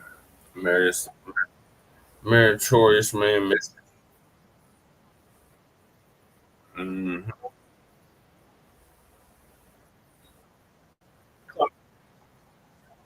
Yeah.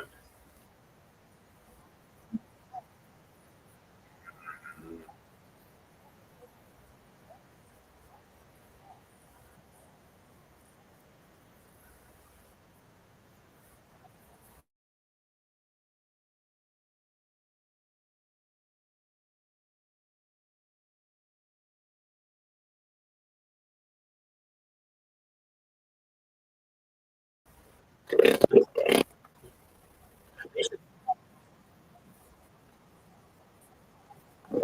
can go to.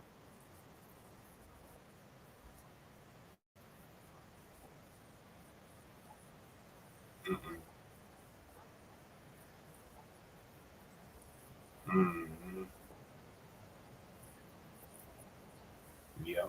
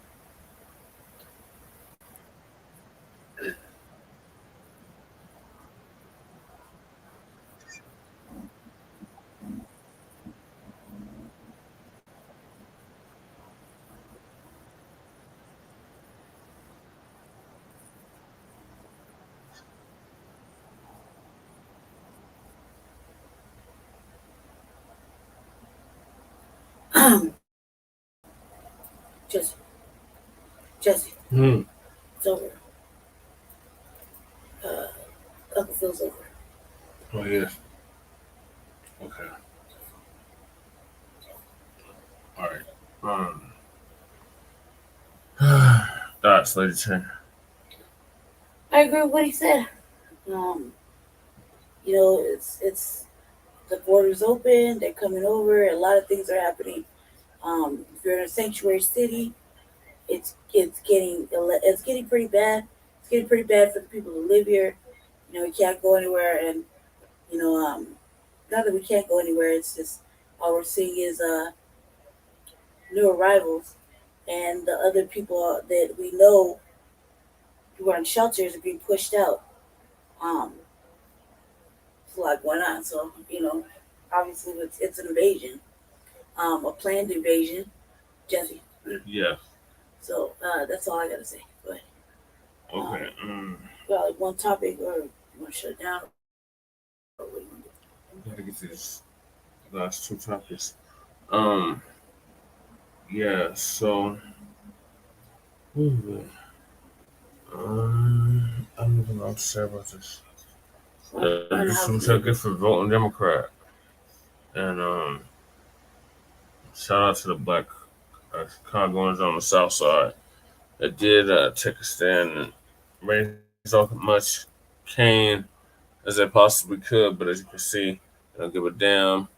They still came up with $151 million for these asylum seekers to have somewhere to stay in the city of Chicago. So Democrats are not our friends. They don't mean us no good. And we need to get the hell off the Democratic plantation. Let this be a prime example of why we need to get off the Democratic plantation. I myself, I have not been on a Democratic plantation for over 10 years, and I don't plan on going back. So keep all that in mind. We don't have to be beholden to the Democratic Party. They don't do nothing tangible for us. They don't do anything realistic for us. So what is the point of voting Democrat? All right, so we're down to the last two topics of the night, Black family, and that's the Unhoused Neighbor News and the Unhoused Neighbor Sweeps. So the sweeps continue. Michael Hancock is in his last month of office, and the sweeps continue. For some strange reason, we're not getting emails about the sweeps this month and the end of last month. We did get one for the end of last month, but we haven't got any for June. So we know the sweeps are still happening because we have people out there. But as far as them letting us know when the sweeps are happening, I guess we're not getting emails for June yet.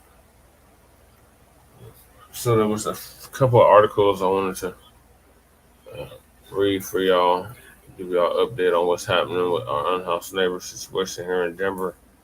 As Lady Che already alluded to, they are literally displacing more people that are actual citizens and putting in these damn illegal immigrants, these asylum seekers, in their place.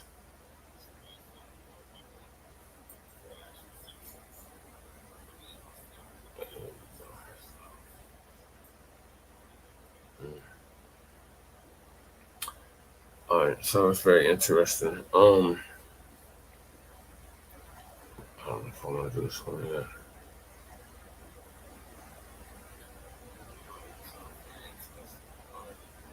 Okay. Shout out to David Heights, my neighbor. He wrote this article about 17 hours ago. It says Denver pumping $66 million into affordable housing. So drop in the bucket.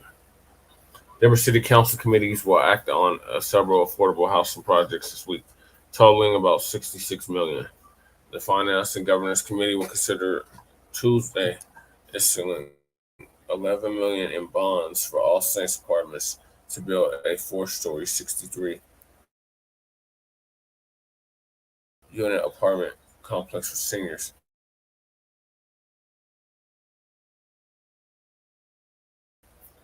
The AMI is $24,650 annually for one person. The site is near public transit, grocery, and retail stores. The building will include, is this the same thing? No, it's something else. Site is near, okay. The building will include 59 one-bedroom apartments and 4 studio units. There will be 52 parking spaces.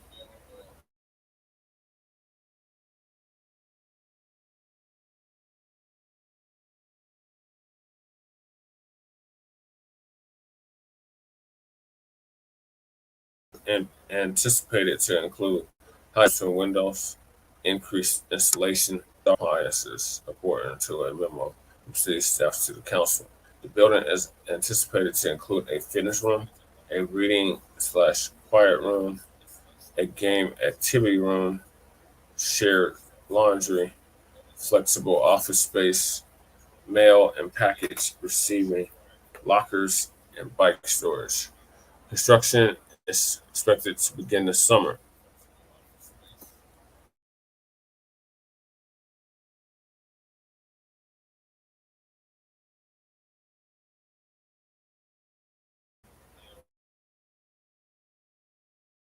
The zoning, this Housing Incorporated. Where'd it go? Doing business as Catholic Charities Housing, $25.9 million, 60-year performance loan, and an 18-year cash flow loan to help fund the All Saints apartments at 2595 South Federal. It's over there by Lincoln High School. Warren Village III, the Safety, Housing, Education, and Homelessness Committee will consider granting $1.8 million to the Warren Village III, located at 1390 West Alameda and 1363 and 1373 Nevada. That's on the west side, Westwood. The complex will serve people experiencing homelessness or at risk of becoming homeless. Supportive services will be offered, and the city will require a staff resident ratio of 1 to 15. The city will also consider chipping in $22.7 million to fund 29 rental vouchers for 20 years. Tenants of the 89-unit building will pay 30% of their incomes toward rent. Some residents may not have no income; they will pay nothing.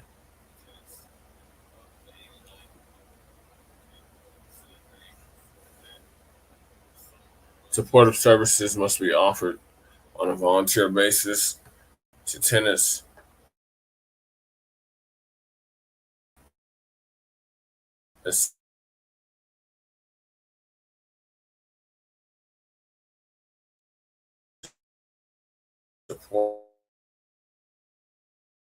supported housing units, according to a current methods, informed care, intensive care, extensive care management services, case management services must be available to residents of supported housing units. The city will lend Warren Village $3.8 million to be repaid over 60 years for construction of the project.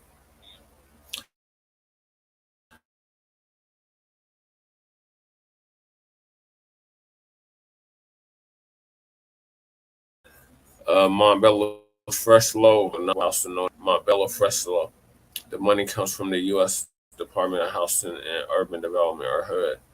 The 97 unit project will be located at 123,000 Block or the 12,300 Albrook Drive. The apartments will be in the top 5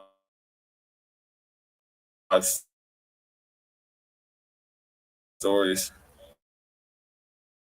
This space, community service space.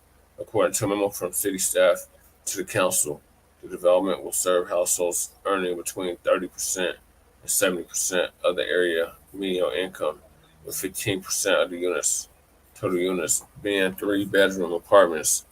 The matter will be discussed at the Safety, Housing, Education, and Homelessness Committee. Even if the committee approved the house projects, the full city council also must sign off on them. All right, what are your thoughts, Lady Chair?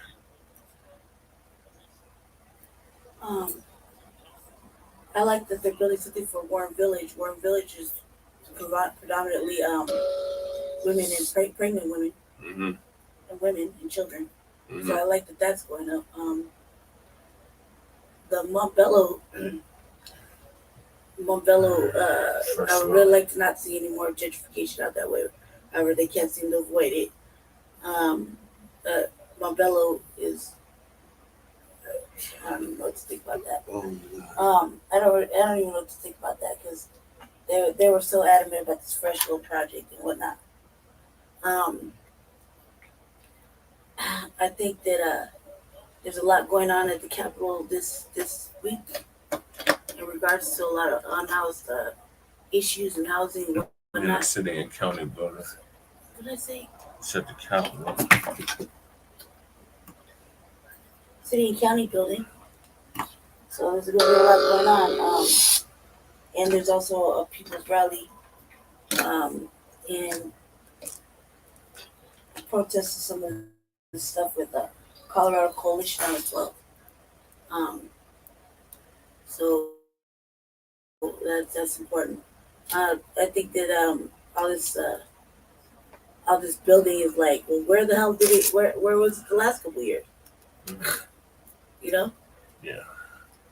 And all of a sudden they're just stepping it up, like over the last month. Just stepping it up. Can't help to think that it's because of the election and the influx. Either way, people like myself and Jesse won't be able to get into these places. No. Even if we are in one of their programs. Yep. So that's pretty much it. That's all I gotta say right now.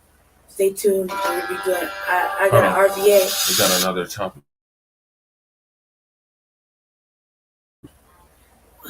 In reference to what Denver just did with the jumper law. And then after that, we can close off the show.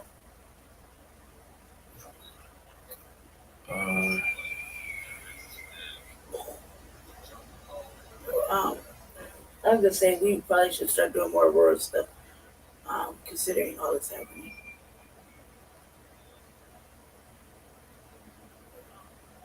Blue just Denver stuff too. Just because I'm, city council thing. At this on this topic, start putting in more rural stuff. So that's all I wanted to say. Respond to that. Okay. Aurora targets people living in RVs and campers.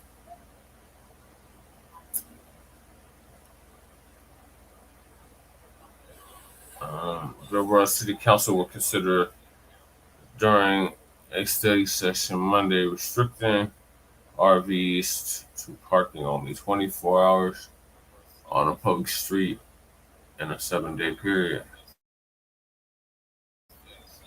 Currently, Aurora allows for recreational vehicle to park on the public right-of-way for up to 5 days. According to a memo from the city attorney's office to council, this ordinance reduces the 5 days to 24 hours during any 7-day period to be as strict as Denver ordinances RVs and campers in violation of the ordinance will be towed and impounded. Aurora Mayor Mike Kaufman sponsors the legislation. Currently, Aurora's unlawful vehicle definition is more strict than Denver's vehicle junker definition, according to the memo. The city keeps its unlawful vehicle definition unchanged. Change is spurred by Denver's ordinance. Kaufman wants to make Aurora's parking ordinances at least as strict, if not more stricter than Denver's. This ordinance makes provisions for impounding a recreational vehicle actively being used to provide occupancy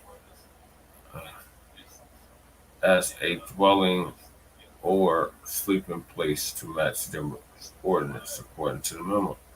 An unoccupied residential vehicle in violation of Aurora's parking regulation can be removed from the public right-of-way 24 hours after having been cited with a parking violation.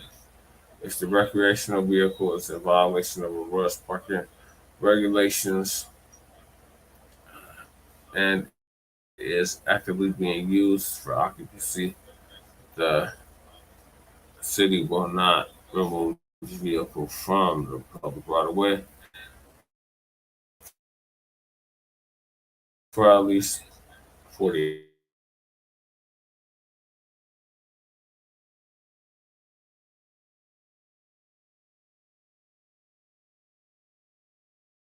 commercial vehicles.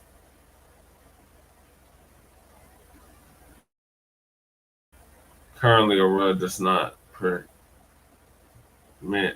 commercial vehicles with an empty weight of 7,000 pounds to park on the public right-of-way for any period of time, unless they're making a delivery, according to the memo.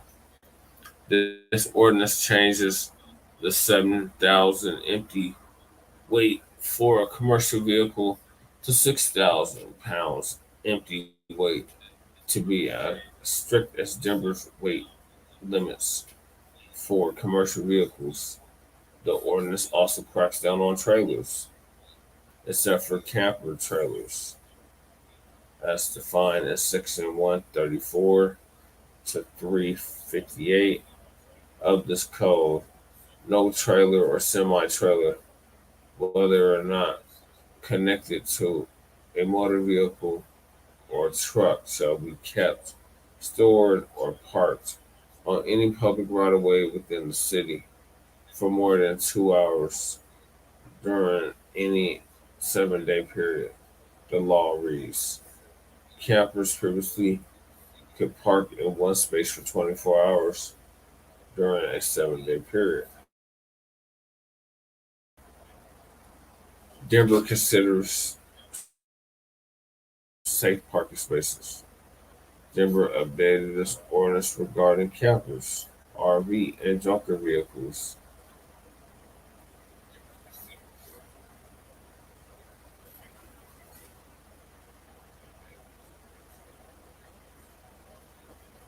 And junker vehicles last month. The city considering contracting with Carl's Safe Parking Initiative to double the number of vehicle parking spaces for people experiencing homelessness to 4. A court officials with the initiative, which already runs a dozen safe parking spaces on the Front Range, estimates hundreds of people in the metro area live out of their cars. According to the website, the safe parking lots are now open to drop in vehicles, which is one reason why locations are kept confidential. There will be a waiting list of about 5 weeks for a space in the lot for those who qualify, according to their website. Even if the council approves the ordinance during the study session, it still must be approved during the regular council meeting to become law. All right. What are your thoughts, lady? Florida doesn't have too much of anything, so they're gonna have to build stuff and create stuff for unhoused people. They really don't have anything. They don't have safe anything, really. No real sanctioned parking lots, no real shelters that I know of. So I'm going to start investigating that personally because of what I'm trying to do. I think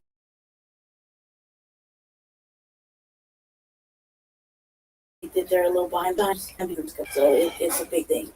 That's why I say stay black, stay dangerous. Thank you. Yes, so we're gonna close out the show. Thank y'all for tuning in tonight, Black family. Thank you to our West Coast correspondent, Shabaka Sankori. Thank you to Jay Dizzle for tapping in, and whoever else tuned in tonight. So make sure y'all like and subscribe to the Front Line Blacc News on YouTube and Facebook. That's with a double C. And like and subscribe to the Revolutionary Agenda on YouTube and Facebook. When can the people expect another RBA, Lady Shay? Here in a few hours later this morning.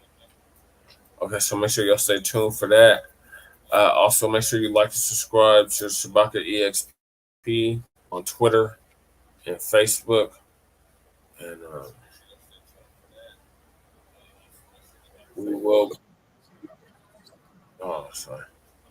we will be back next Saturday with the brand new episode of the Frontline Blacc News. So peace, love, light, reparations, and separations, and Black empowerment. We're